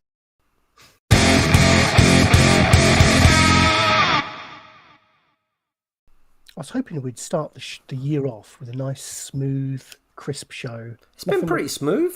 Nothing going wrong. What's gone wrong? Well, background's not working. Me double-clicking video stingers. It's just really lost. You've got podcast rot. Cast rust? Cast rot. That sounds... Cast rot. That's like Quinsy. Crotch rot. Yeah. There's a girl called Alex Crotch Rot. Could you guys maybe steer the conversations back to hair transplants? That's why we're all here. It's like a support group. Stu, have you ever considered it? I have, but I don't think there's enough hair. Does it have to be your own hair? Yes. Does it? Yeah, the ones from the back. You take the ones from the back. I've got nothing there either. Not a hair. No, and hair from anywhere. Is there hair anywhere on your body? Chest. Like comb over like that. There you go. Can you confirm the rumours that you are 90% hair? James is 90% hair. On the inside, yeah. That's why I've got this weird irregular heartbeat and twitch. Congealed hair. Yep. Right. The Week in Geek. What the hell have you been watching? What have you been up to since we last spoke? What have you been enjoying? Loads of stuff. I've been enjoying. enjoying lots of things, Stu. But the thing that I wanted to bring is something that I literally started watching last night. And what is that, my friend? It's a show called Half Bad. It's a long title. Hold on, I'm gonna have to click it. Half Bad: The Bastard Son and the Devil Himself. This is a show on Netflix. I think it came on a little while back now. It's based on a book. Can't wait for the new book to come out in 2023. That's the book I'm really looking forward to. But this is a TV show on Netflix. It's 8 parts. I put it on last night because my father had said, check it out. I think you might like it. It is about witches, he said. I said, okay. And he said, and in it is, you'll like this, Stu. In Motherland, there is a character, as you know, called Kevin. Mm-hmm. Yep, he's in it as a witch. Oh. He's in this as a witch, yeah. So I went, oh, is it a comedy? And my dad went, yeah, well, it's quite funny. He went, it's gory. And I went, okay, I'll give it a go. Last night, the wife was playing the Switch, so I thought I'd watch a witch. Mm-hmm. And I put on the show. I watched 1 episode, and I was up till close to midnight. Binged it. I watched 4. 48. Okay, nice effort. They're 48 minutes each, so it's not a short thing, and it is about a young lad who is it turns out he is the bastard son of a very awful witch, and there's witches everywhere. Yeah, and there's these blood witches who are known for being a bit nasty, and I think they're called fair vein witches, but they come across more like vampires in their way. They're not like, pointy hats and broomsticks. They're a bit cooler. But Kevin from Motherland is in it, playing a very different part. Yeah, he looks very sexy. He's got a nice beard. He's somebody called Soul. Is that his name, is it? He's part of like the witch council. And anyway, this young lad who is the son of a very, very, very bad witch is growing up, and some witches think they need to look after him because he could be important in the future. Other witches hate him because he is a blood witch and he's the son of this awful witch, so he gets bullied. When a witch turns 17, they get their new special powers, and they might get the power of invisibility or the power to be able to turn into someone else or whatever. So it's sort of like a bit of a... It's like Marvel, meets Harry Potter, meets The Boys, meets Being Human. Lots of different things. Good fun. 4 episodes. I'm going to watch the other 4 as soon as possible. It feels like that's very much the in thing at the moment, isn't it? I mean, you've got Wednesday, which is very kind of what's the word I want to use? Mythical. It's set in that kind mystical. of mystical. Yeah, let's go with that. That's a better word. But wizards, witches, and ghostly, spooky things. And you had, I guess maybe it started from Twilight. That kind of resurgence of teen vampire bollocks. Yeah, so Buffy sort of started it, didn't it? Yeah, Buffy. Yeah. So Buffy sort of started it with Charmed and things, and it's supernatural. And I think it calmed down, but I think you're right. I think there's another sort of wave of it coming up. Feels like we're in that, like in another wave of that type of storytelling. But it's great. I like all that kind of supernatural stuff. Yeah, me too. And it's British as well. Can't watch it with set kids. In Britain? Set in Britain. Yeah, set in Britain. England and France so far. Okay. And good acting, good script, good directing, good fight scenes, interesting story, interesting plot. Next day I recommended it to Alex Roth. I thought he'd enjoy it. But he's just started The Walking Dead, so he's busy with his zombies. But yeah, good show. Half bad. Night. The Bastard Son and the Devil himself. That sounds interesting. I mean, Amanda, I couldn't... to go on a tangent slightly, I couldn't get on with Wednesday. I can't... I'm not sure I'm going to be able to finish that. Wow. I tapped out that. But Amanda loved it. And this might be something I recommend. Would you recommend it to someone who has liked or enjoyed Wednesday? Are they are they similar much? It's very different. Oh, it's very different. Wednesday. This is more adult than Wednesday. I thought Wednesday was quite close to Harry Potter, really, wasn't it? Yeah, Do you know what I mean? It was a little bit more adult, but it was still that quite young adult, and it was more of a mystery, like Potter is. Each book or film, he's trying to solve the mystery, whereas this is more like, as I say, Being Human. Do you remember Being Human with the vampire and the werewolf and the ghost that lived together? A bit like that. I don't know what else. It's Underworld. Yeah, but not sex. Nowhere near as sexy, and there's not been one boob in it, which I like, Stu. I'll be honest, I don't like boobs in my TV shows or films. Don't like it. I was having this conversation with our good friend Carl Hill today, saying that I don't like boobs in shows or films. I find them I think you've mentioned this before. Needless, distracting, needlessly distracting. I can't remember what it was you were watching, but you definitely have mentioned that before. Pornography, Stu. I was watching pornography. I think since the readily availability of pornography, boobs in film are no longer needed. Not needed because it's so readily available elsewhere. Yeah, exactly. They're everywhere. But do you remember back in the day, there'd be certain parts of your VHS that had gone grainy from the amount of times you would watch them. Yes. Showgirls, Basic Instinct, Striptease, The Usual Suspects. Not the film The Usual Suspects, The Usual Suspects. I want to address these comments by Roggy. I thought Wednesday was rubbish. He thought she looked too young, and it was weird when they were flirted with her. Oh, interesting. I only watched 10 minutes. Yes, I don't think you can give a really good overall opinion from 10 minutes. Dirty. I thought it was great. She did a brilliant job on Wednesday. I didn't think she was as good as Christina Ricci, but I did think she was good. I've only watched the 2 episodes that we spoke about, but I should force myself to. Trouble is, now that Man has gone and watched it, I don't it's finding the time now to sit down. If there's a section of time that I have available to watch, that I can use the telly. I don't want to watch Wednesday. There's other stuff I want to watch. It's hard, that, isn't it? Me and the wife did 2 episodes of Willow the other night, weeks ago, and quite enjoyed it. It was all right. Warwick, awful, but it was all right, and I was into it. And then we haven't gone back to it, and now it's like, John Simmons keeps ringing me up every day. Have you caught up with Willow yet? I haven't watched any since the first 2. I'll tell you what we did watch though, Stu, the other day. National Treasure, the first episode of the TV series. I hear that's pretty bad. Appalling. Ooh. I really enjoyed it. I want to watch more with the wife. So bad that it's good. So bad that if you're watching it with someone else who can appreciate how bad it is, you can talk through it and go, "Oh my god!" That was so how have they got there? How have they said that? As if they'd do that. I was, it was.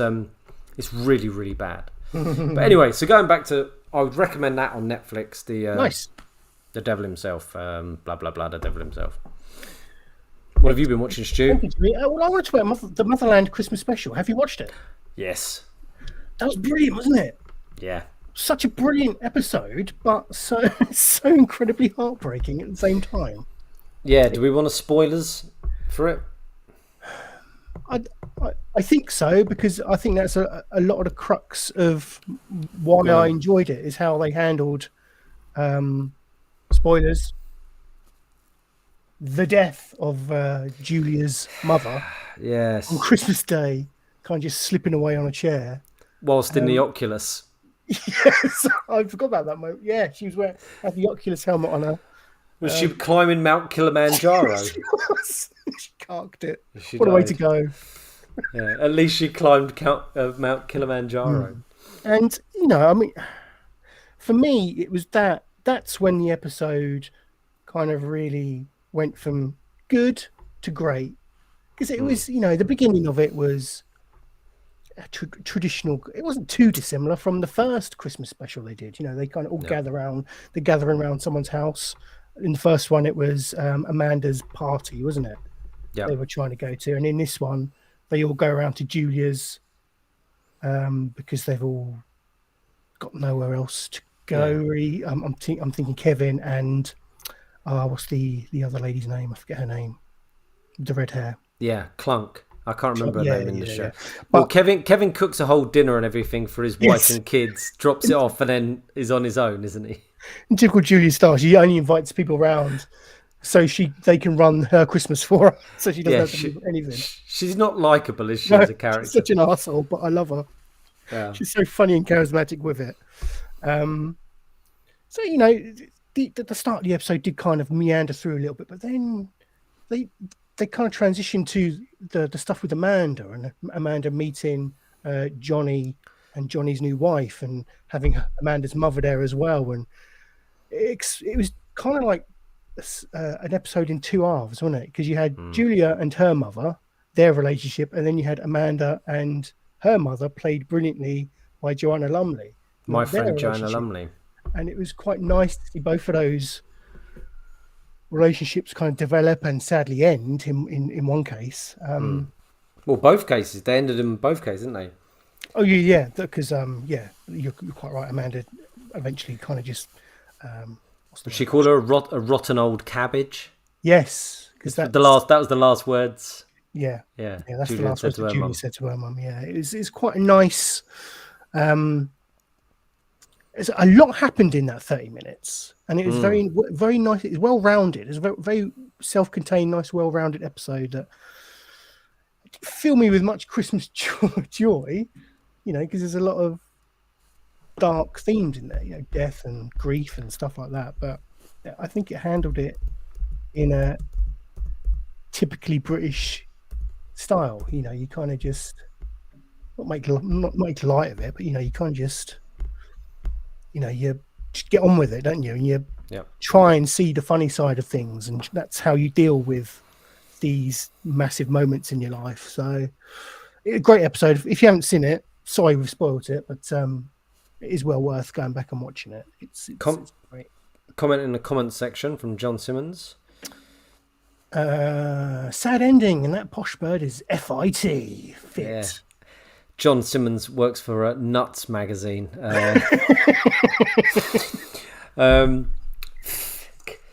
you know what? I thought it was great. I really enjoyed it as well.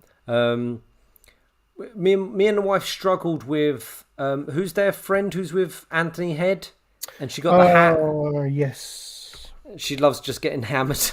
Yeah. I don't like her. I haven't liked.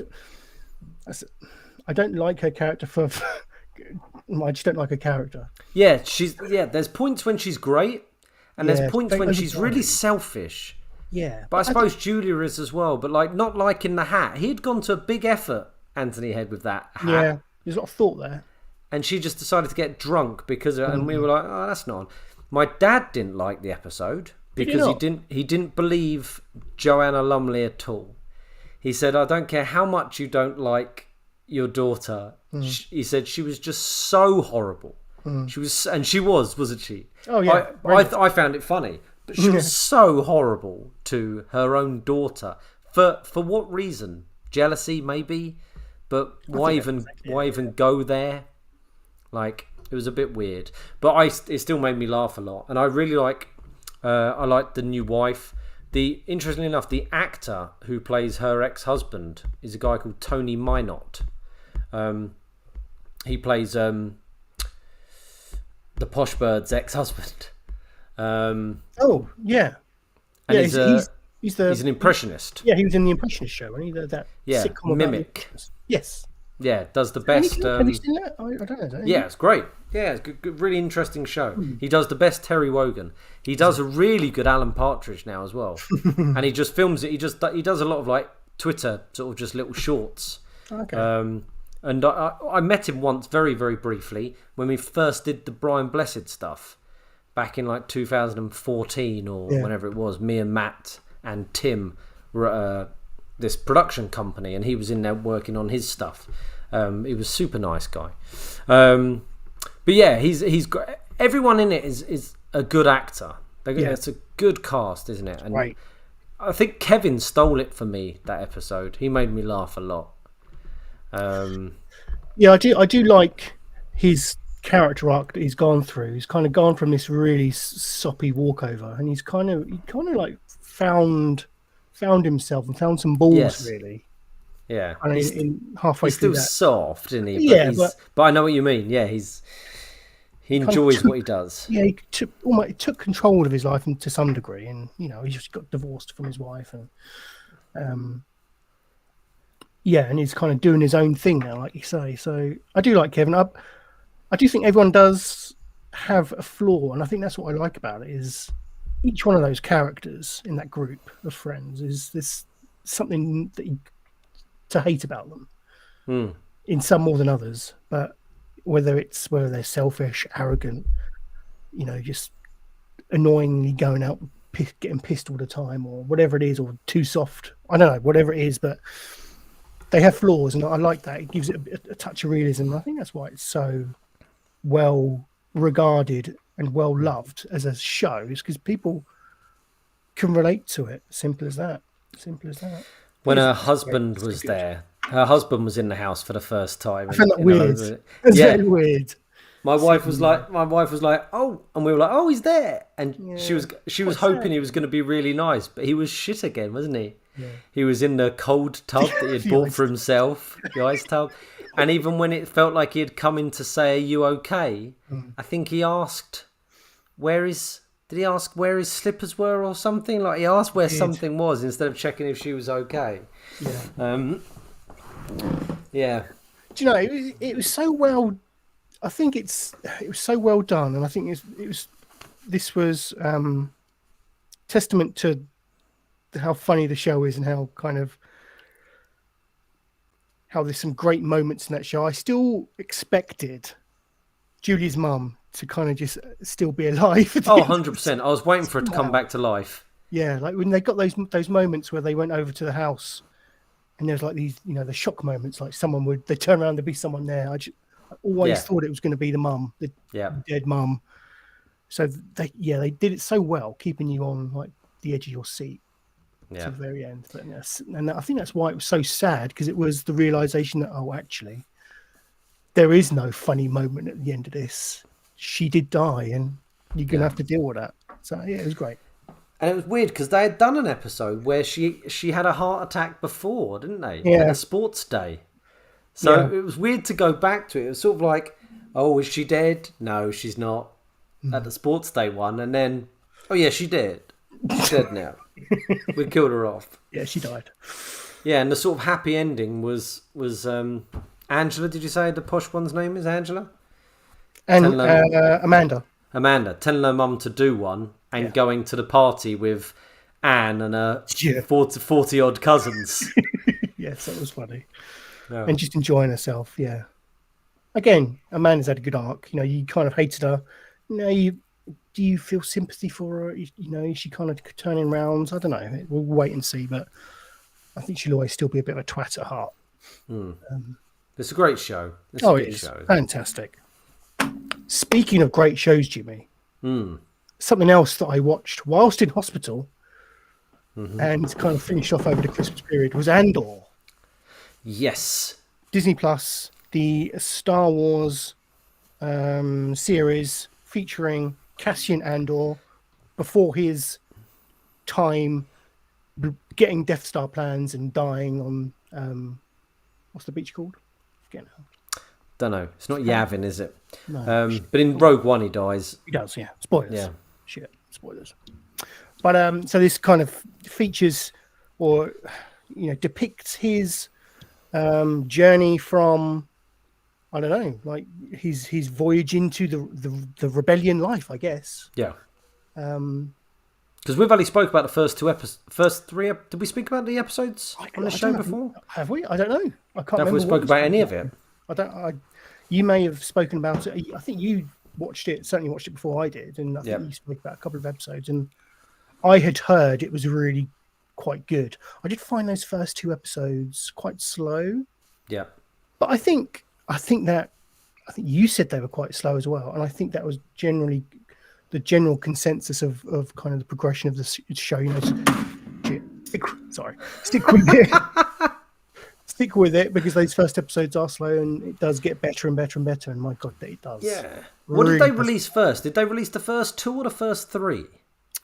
I think they released the first three. That sounds right. And me and the wife watched the first three, and we were like, good acting, but that was a bit of a slog. And then we just checked out. And it took us a couple of months before I went back in and went, I've got to get through this, because John Simmons' Scale Modeler's on at me. Yeah. And they build up to the heist, the stealing the stormtroopers' wages. Yeah. Was a bit of a... So there was a few stories, wasn't it? The first story was those first three episodes of just him leaving where he lived. Yeah. That was it. And you could have got that all in probably one episode. And then the next story was him joining this group of rebels and leading up to the heist of stealing the Empire's money. Yeah. And then the next few episodes was him in prison, and it led up to the prison escape. Yeah. And then the last two episodes was just two on the planet where he lived. I can't remember what it was called. And the build up to the big fight at the end. Yeah. So there was these individual little stories in it. Yeah, and they each of those felt like a little kind of story arc, and the first one was okay. It introduced the characters and the setting, and kind of where we were in the grand Star Wars timeline.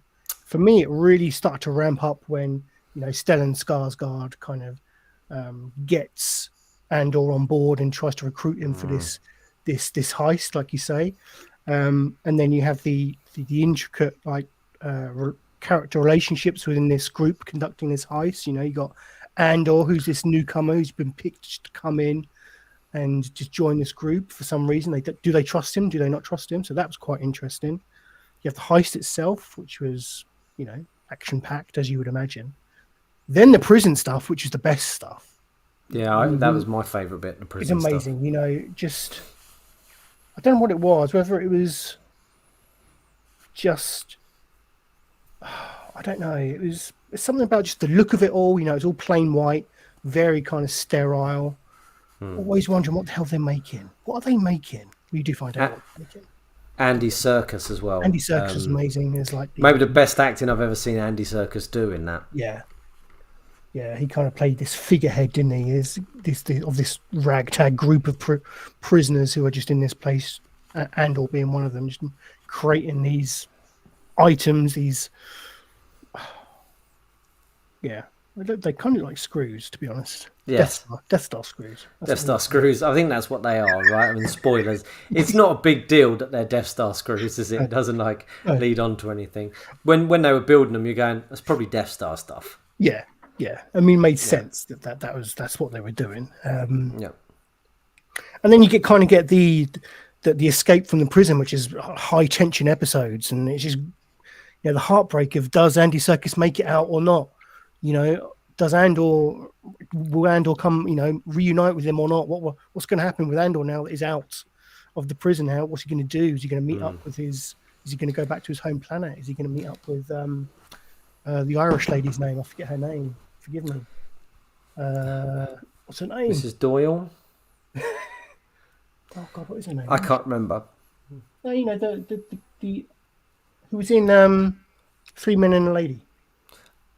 Oh yes. I can never remember her name. She's my favorite. She's my favorite actress. She's from Harry Potter. She's in True Blood. She's in everything, and you don't even realise it's her. That's how good she is. Angela. Oh, it doesn't matter, but you'll recognise her when you see her. She was in that Assassin TV show as well, wasn't she, recently? Yeah. What's it called? The woman with all the different accents. Assassins? No, the one that was really popular. Missing Peak. What's it called? the woman assassin who has a different accent in every episode. Alias. No, an English thing on the BBC recently, really popular. Oh God. Do you know what I'm talking about? I do. Yeah, she was in that. She's in everything, and you never realise it's her. That's how good an actress she is. What I want to know is, why is she not in like the top actors on IMDb? Yeah, she should be. Yeah, she's amazing. I'm not going to give up until I find out her name. Well, she plays his surrogate mum, doesn't she? Yeah. Because she rescues him from that planet where it's run by kids. Fiona Shaw. Yeah, she plays Andor's what do we say, surrogate, adoptive mother? Yes, yeah, adoptive mother, yeah. Yeah, that's fine. Oh, where am I going with this? It's fucking amazing. The prison break was, I think, a combination of them trying to escape from prison, shooting, trying to get out. It was good the way they got out, their little plan, what they were doing, in combination with Andy Serkis over the tannoy, encouraging people, public address system, encouraging people to escape. His passion in that escape, climb, get out, it was amazing. So something I loved about the whole series, and I didn't hear much recognition for, was the score. Very almost like, there's moments in it where it was almost Blade Runner like, just very synth heavy. It's very different to a normal Star Wars. Yeah, it was. Theatrical score, like John Williams. What you would expect. Razzmatazz, big bold wind instruments or whatever. The John Williams style. But this was very different, and I thought I would hate that, but it was great. It kind of leaned into, Star Wars is sci-fi, isn't it, at the end of the day, and it kind of made the show lean more into that. It gave it a very different feel. I think audio can feed into a lot of how the show feels. Yeah, how you very might absorb the show, and it was very 80s kind of Vangelis synth like. Yes, before he got arrested and went to prison, there was like some weird dance music playing as he walked along that sort of beach. Killing Eve, that was the other thing she was in. Yes, thank you, Jimmy. Yeah, great, interesting score. And then, of course, after the prison escape, you had the sort of final two episodes of... Yeah, it kind of culminates on Andor's home planet, doesn't it? Because they're looking for him. and for Stellan Skarsgård's character. You know, they kind of think he's a ringleader in this blossoming rebellion, and we do get a lot of Mon Mothma. And yeah, they're sort of three main characters, aren't they? Andor, Mon Mothma, and Stellan Skarsgård's character. Yeah. The I can't remember what his character's name was. They called him like the Luthen. That's it. Yeah, and he was great. I mean, I love the transition from like, because in the first 2 episodes he has this, you know, this kind of rough, gruff persona, and then he goes back to Coruscant, puts on a wig, camps it up a bit, and he turns into like this antiquities dealer. As his camps it up a bit. He puts the wig on and goes. Yeah, he does. Flances out, but it's wonderful. It's wonderful. Such transformation. And Mon Mothma as well. She got a big old part, hasn't she? She's done well out of being in a deleted scene of the Revenge of the Sith. She's come back and doing well. Yeah, but I liked a lot of that stuff. You know, because it's certainly on screen. It's not. I don't know how much stuff of Mon Mothma and that kind of stuff is in the Clone Wars. Granted, I know she's in it a bit, but I like how they're going into that in more detail, exploring, you know, how she has this dual role. You know, she's a senator. Yeah, but she's on the sly. She's also a supporter of the rebellion, and you know, funds a lot of the rebellion. And you don't really hear a lot about that, do you? Or haven't heard a lot about that. Yeah. So that's quite interesting, and yeah, it's just a bloody good Star Wars show.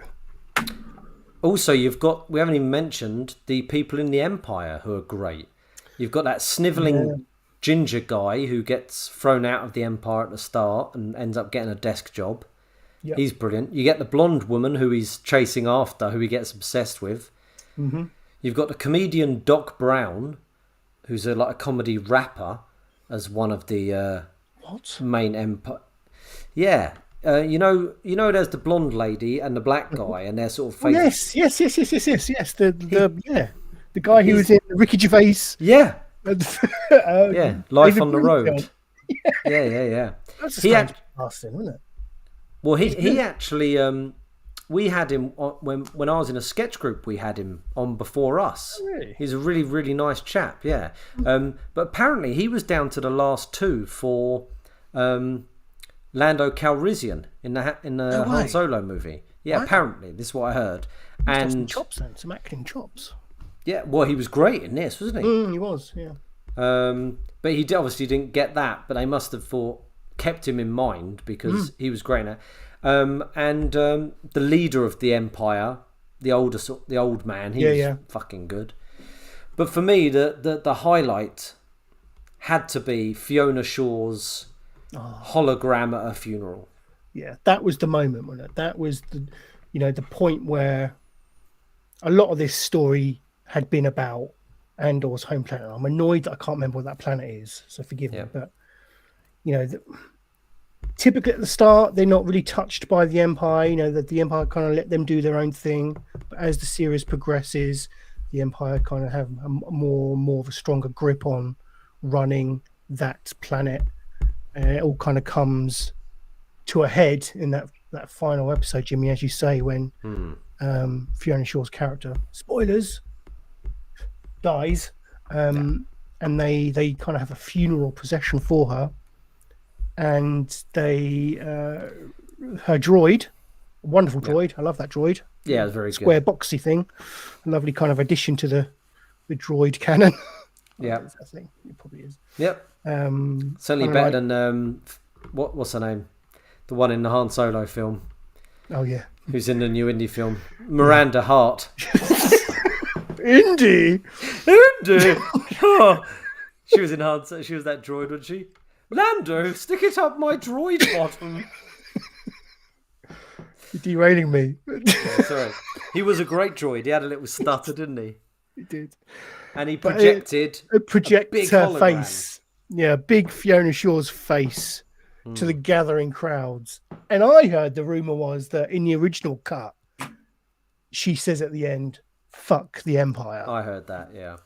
on set. Whether that's true or not, I don't know. But I would have loved for that to have stayed in. She doesn't say that. She says, "Fight the Empire." She goes, or she goes through a more impassioned speech beforehand. That kind of.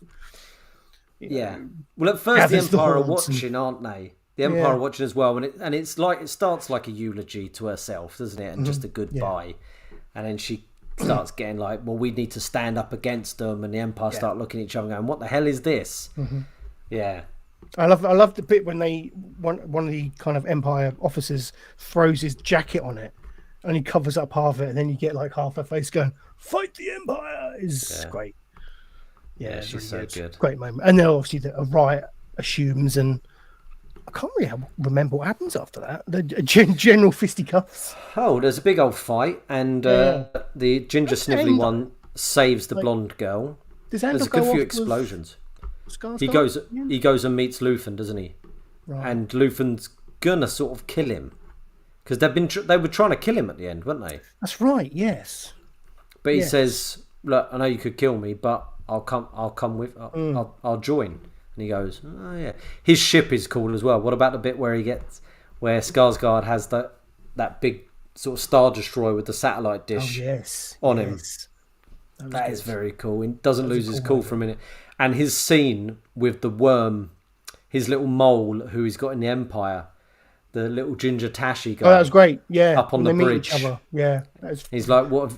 How's your daughter? I hear you have a daughter now." Just sort of threatening him, and really well acted and well written. And I think that sums up the whole show. It's just how it was just a class production, wasn't it? Just every bit about it, whether it was the casting or the acting performances, the score, the story in itself, just everything was just exquisite.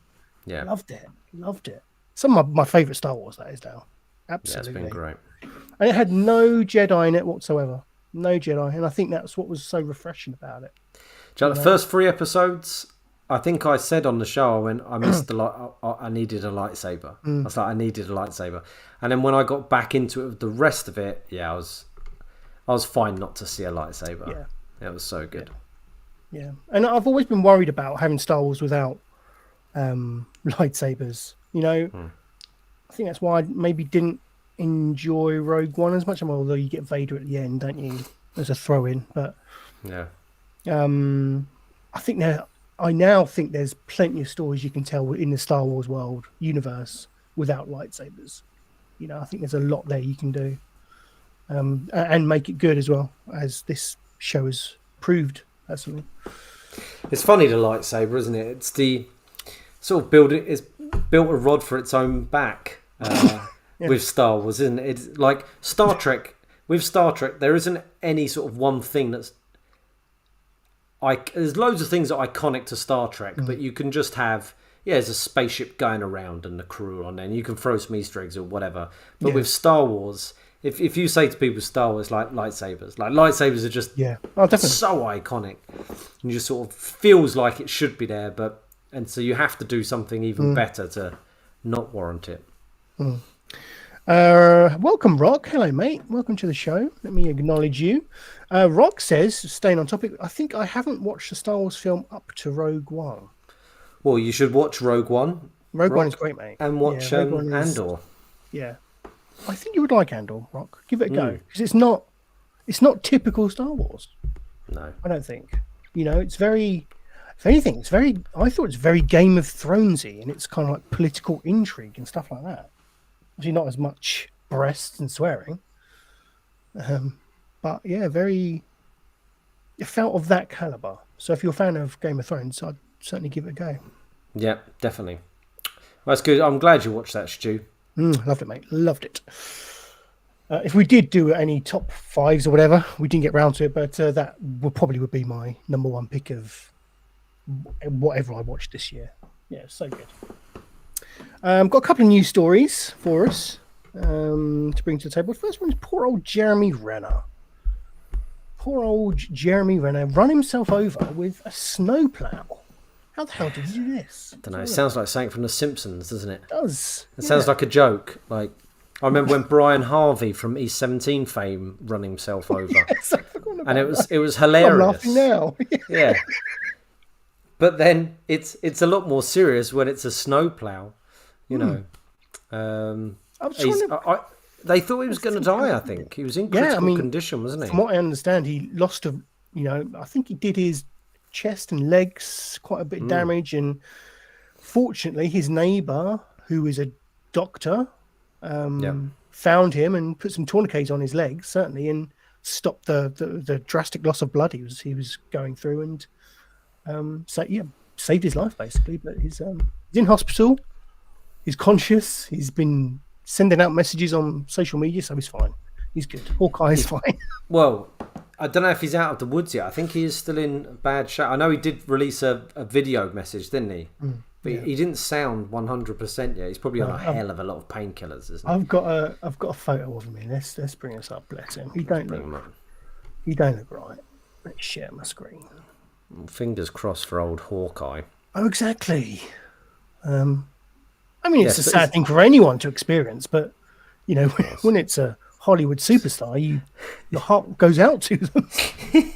That's what I said to Roggy. It's the saddest death this year. He's not even dead. There he is. No, I think You don't bless look him. right, is he? Yeah. Well, he's probably drugged up to the eyeballs because of pain. I imagine, don't you? Like, perhaps he might have a Quinsy. He looks like he's got Quinsy, to be honest. Yeah, I got black eye, blunt chest trauma or something to. Yeah, so I must have hit him on his chest, gone over his legs. It said orthopedic industries. Is it orthopedic something? I don't know. Awful industry, awful injuries. Yeah, bad way, bless him. But hopefully, fingers crossed. Me and the wife are following this closely because we're big fans. As close of Renner. as the Depp trial. No, and I'll tell you something about that trial. Are we finished talking about Renner? Yeah. We send our thoughts and prayers to his family, right? To the Renner family. I saw I saw an old friend of mine the other night. The other day. Sorry, she was in the pub. Haven't seen her for years, and I said, "What are you up to at the moment?" She said, "I work for James Corden's TV company." I went, "Oh my God, what do you mean?" And apparently James Corden, along with 4 other people, have got a TV company, a production company. I don't know what it's called. But they've just done a documentary about the Depp Heard case. Mm-hmm. And I was like, right. I said, oh, that's interesting. I mean, why? You don't need to. If you could watch all of it on, online, but whatever. And I said, good. I hope it just, slams her for, the awful cow she is. And she went, is she though? I went, God. I went, yeah. She's an abuser. She abused Johnny Depp. And she went, did she though? I went, yes. I watched the entire trial. I know what I saw. I know what I heard. Mm-hmm. And I went, Depp, and she went, I went, Depp never laid a hand on her. Didn't he though? Is this all she said? Yeah. And I was getting angry, and she went, watch the documentary. And I'm like, am I honestly going to believe a documentary by James Corden's production company over 100 hours of courtroom footage watched by me and the wife discussing it in details? Mm-hmm. Oh, I got very angry, Stu. So watch your space for that documentary and my reaction. I'm images of you just carrying on your conversation and then her reacting in that same way. Imagine drink? that. Do I? No, I walked away after it was clear that she was trying to pitch this documentary by James. Yeah. I couldn't think of anything worse. A pro-Amber documentary on James Corden's production company. It sounds horrendous, isn't it? It's like, don't you know what to say about that, Stu? Rock has said, he's actually watched a few Andors and was enjoying it. Good stuff. He needs to get back, but he's got pulled to one side by Fear the Walking Dead. It's a show I've never got into. I think I got out of The Walking Dead by the time Fear the Walking Dead had started. So, yeah, I wasn't invested in the main show or the spin-off, but Yeah, lovely to have you, Rock. Nice to see you in the chat. Thank you for joining us. And I hope you have a lovely 2023, by the way. I said that to all the viewers, but I express that to you as well, mate, because I know times are tough, aren't they? But I do hope you have a successful coming year. What would you do? Yes, ma'am. And you must come back on the show this year. Oh yes, you really should. Yeah, we'll get you back on soon. I want to do more of that this year. That's my mantra is to get more people, guest hosts on. Less James, network. More guest. Network, yes. Always lots of Jimmy. We always like lots of Jimmy, but I think networking is the key, mate, to more viewers. Yes, you're right, Stu. Let's do it. Let's not that we're not happy with the viewers we have. No, of course we love each and every one of them. 315 subs we're up to now. So thank you so much. Well, as soon as Tate gets out, he's our first guest. That wank. Stu, just going back to Corden. Okay. If you type in James Corden on Amber Heard, videos of James Corden on Amber Heard. Well, James Corden exposes Amber Heard's lies about Johnny Depp attacking her. Because do you remember he was on her show like the night after she had supposedly been like absolutely beaten senseless? Yes. And she had black eyes and a cut lip and a broken nose. Mm-hmm. And there's video of her.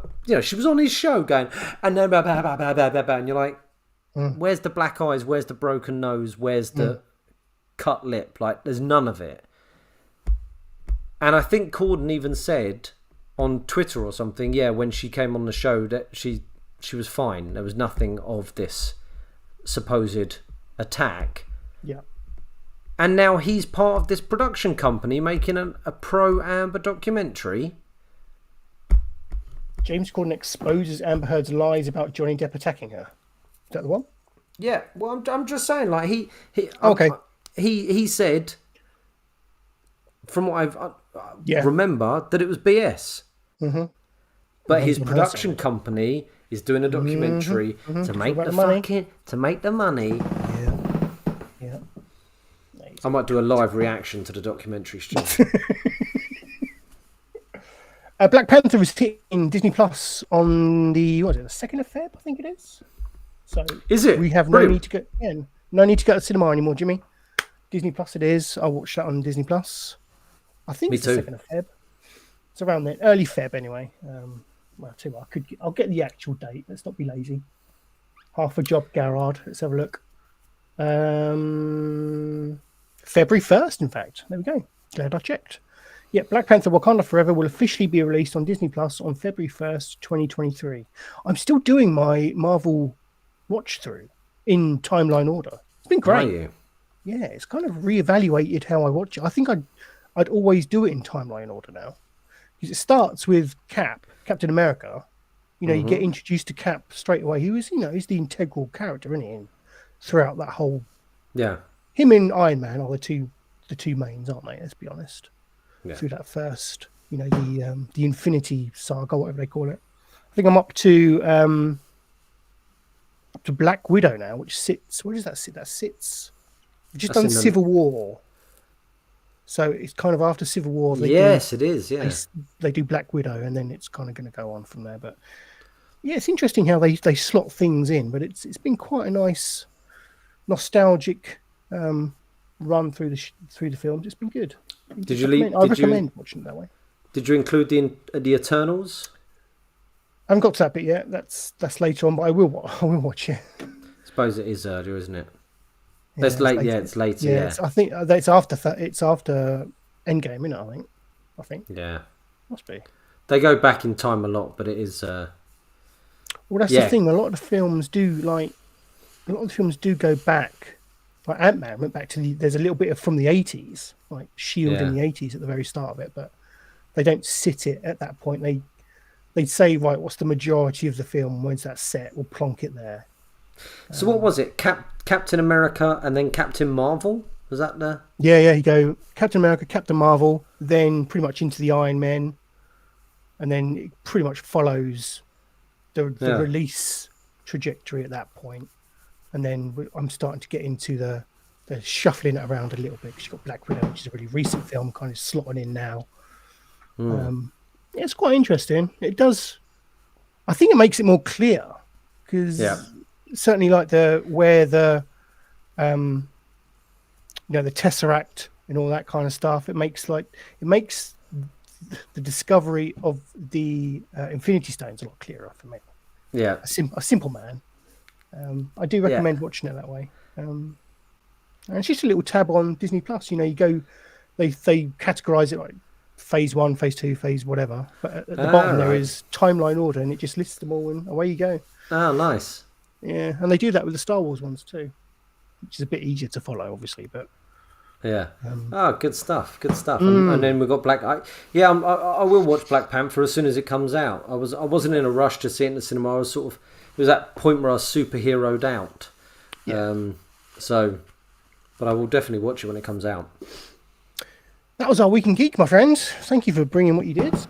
There we go. Let's wrap the show up with some funny stories in our And Finally segment.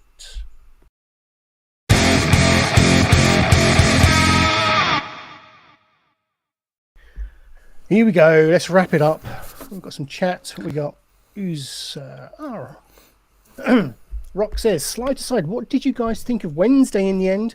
I've only watched the first couple of episodes so far, but as we were all keen to see it, wondered what you thought. I've tapped out. I mentioned it earlier, Rock. Jimmy, did you say that you liked it? Yeah, I really enjoyed it. It was a good fun show. I thought she was great. I thought it was a good mystery. Like if you stick with it, Stu, the mystery will unravel more. I'll go back. And I liked all the casting. I'm a big Addams Family fan, so I wasn't going to not watch this. And I'm a big Tim Burton fan, so yeah, I enjoyed it. Well, it's not the best thing I've ever seen, but it was certainly better than a lot of junk. But yeah, no, I liked it, Rock. But what I did recommend earlier on the show was the what did I like? Half Bad, The Bastard Son, and The Devil Himself on Netflix. Yeah. That's what I recommend at the moment. And Stu recommends Andor. What we got? A witch? No, a ghost? My door that was locked opened. That's weird. Anyway, first and finally story. New Year's Eve fireworks cancelled because of masturbating walrus. Was it you, Stu? Is that what you're known around Ipswich? He's back again. Look, he's back again.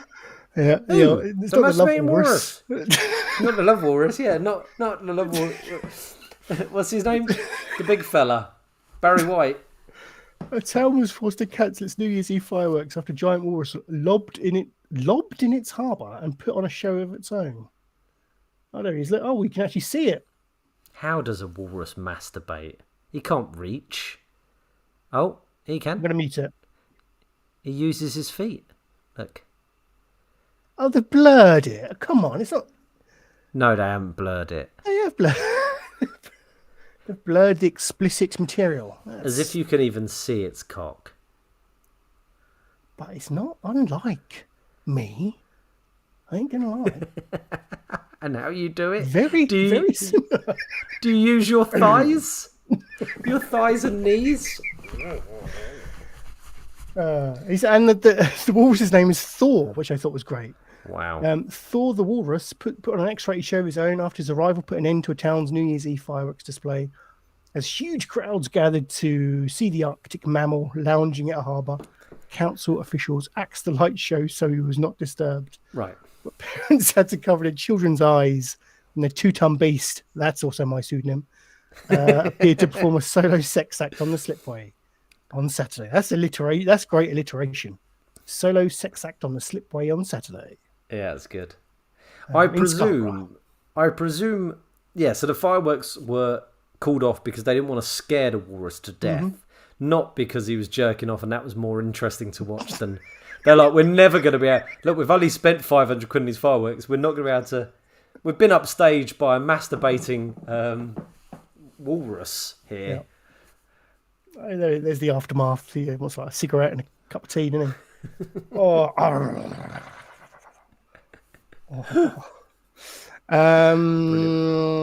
Rock, I laughed so loud then that my family all paused their Netflix show to find out what I was chuckling about. Oh, nice. Ironically, they're watching a show about walrus and their masturbation techniques.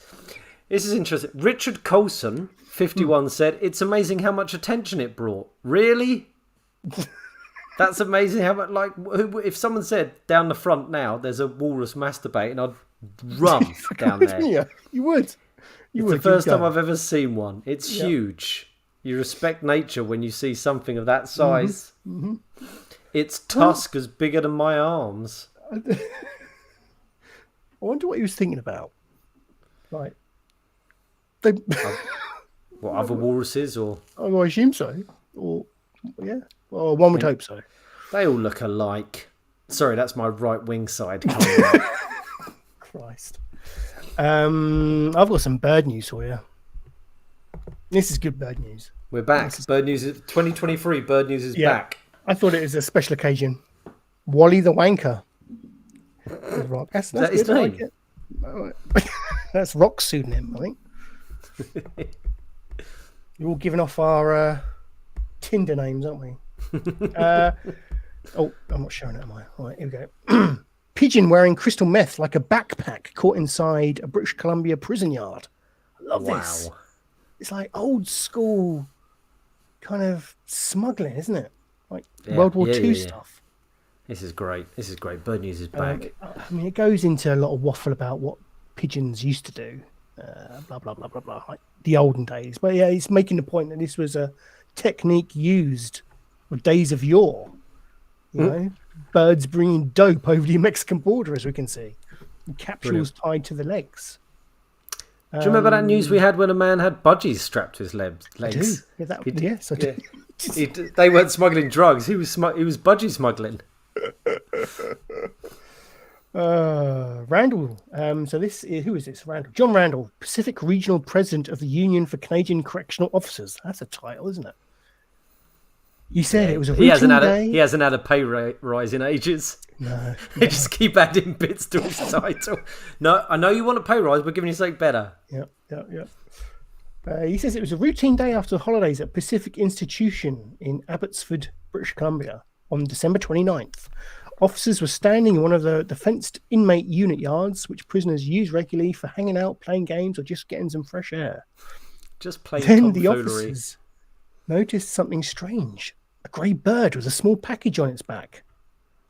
From my understanding, it was tied to it in a similar fashion as like a little backpack. Brilliant. Got to school. But there weren't pencils in this. No, it was crystal meth, apparently. Wow.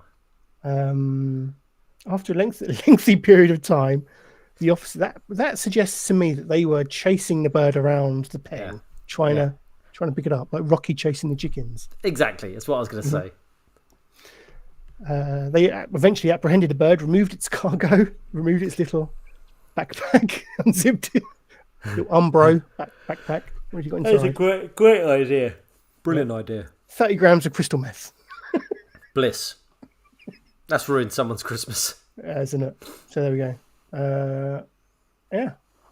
And they go into the state that, it's usually drones they should expect, not pigeons. But perhaps that's what the Crims are thinking. They're going lo-fi, aren't they? They're trying to outwit the hapless prison guards. Well, do you know what? My parents have been getting annoyed by these huge amount of pigeons that keep flying into their garden. Okay. And they've always had 2, which they're happy with, but now there's like 20 of these other pigeons, which my dad said they're definitely someone's pigeons because they're tagged and stuff.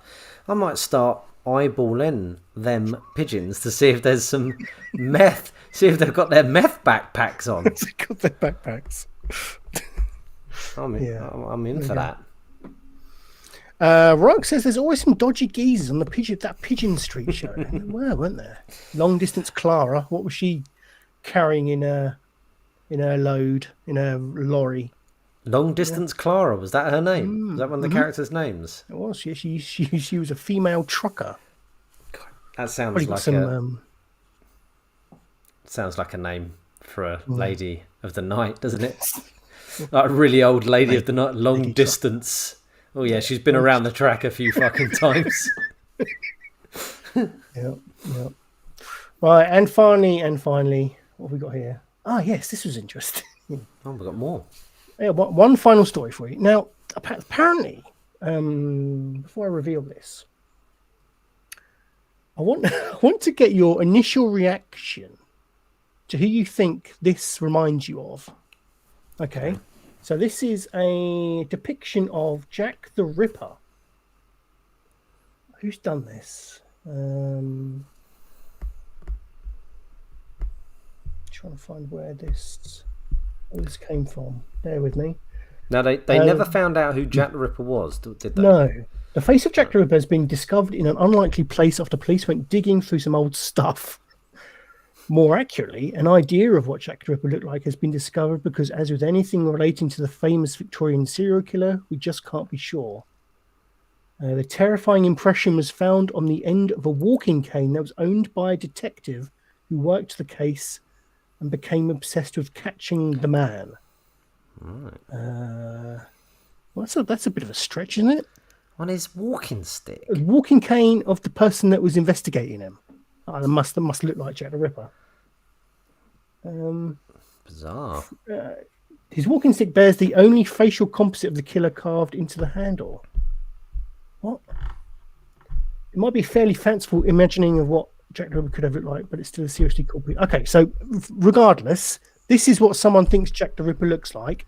I think it looks like someone else, and I want your opinion on who you think this looks like.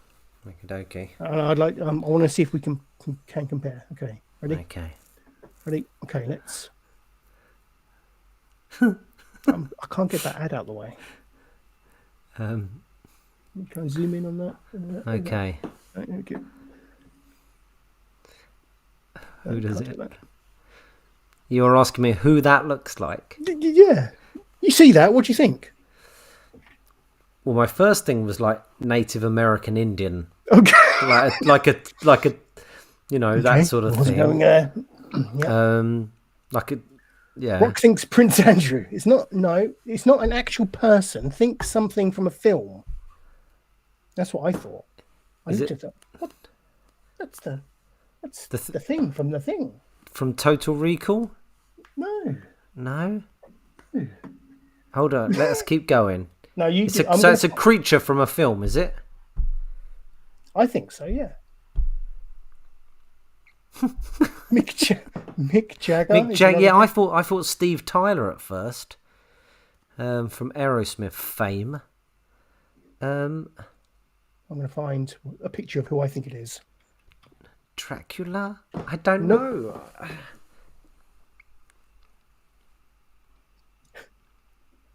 Oh, come to think of it, it doesn't look as much like the thing I think. Okay. As I thought it did. I give up, Stu. Well, what have you got? I'm thinking the lion from The Wizard of Oz. The Cowardly Lion. The Cowardly Lion. Okay, show us the Cowardly Lion. That's the Cowardly Lion. Yeah. And that... I get it a little bit. The sad sort of sleepy eyes and the whiskers. Yeah. If I only had a... What was it? Was Brain. it heart you wanted? Brain? No, Brain was Tin Man, wasn't it? Oh, yeah. Courage you wanted, the lion. Cowardly Lion. Stretch. You sang the wrong song. Well, I'm sorry. That was a stretch. I must admit, now... the first time I looked at the lion from Wizard of Oz, I thought, actually, this is a bit of a stretch. But there we go. Yeah, but there he is, Jack the Ripper, the Cowardly Lion, as he's also known.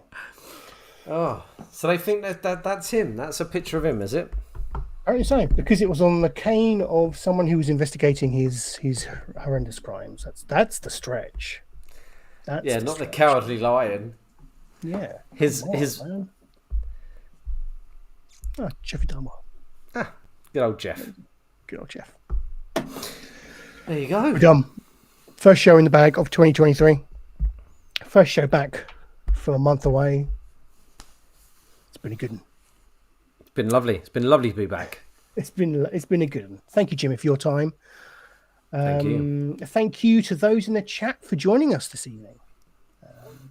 And also, obviously, my thanks to you, the viewers and listeners, for joining us along for the ride. Let's acknowledge those in the chat as if they were Roman Reigns. Rock, thank you very much, sir, for popping in. Stephen Tyler, agreeing with me. Oh, who else have we got? Oh,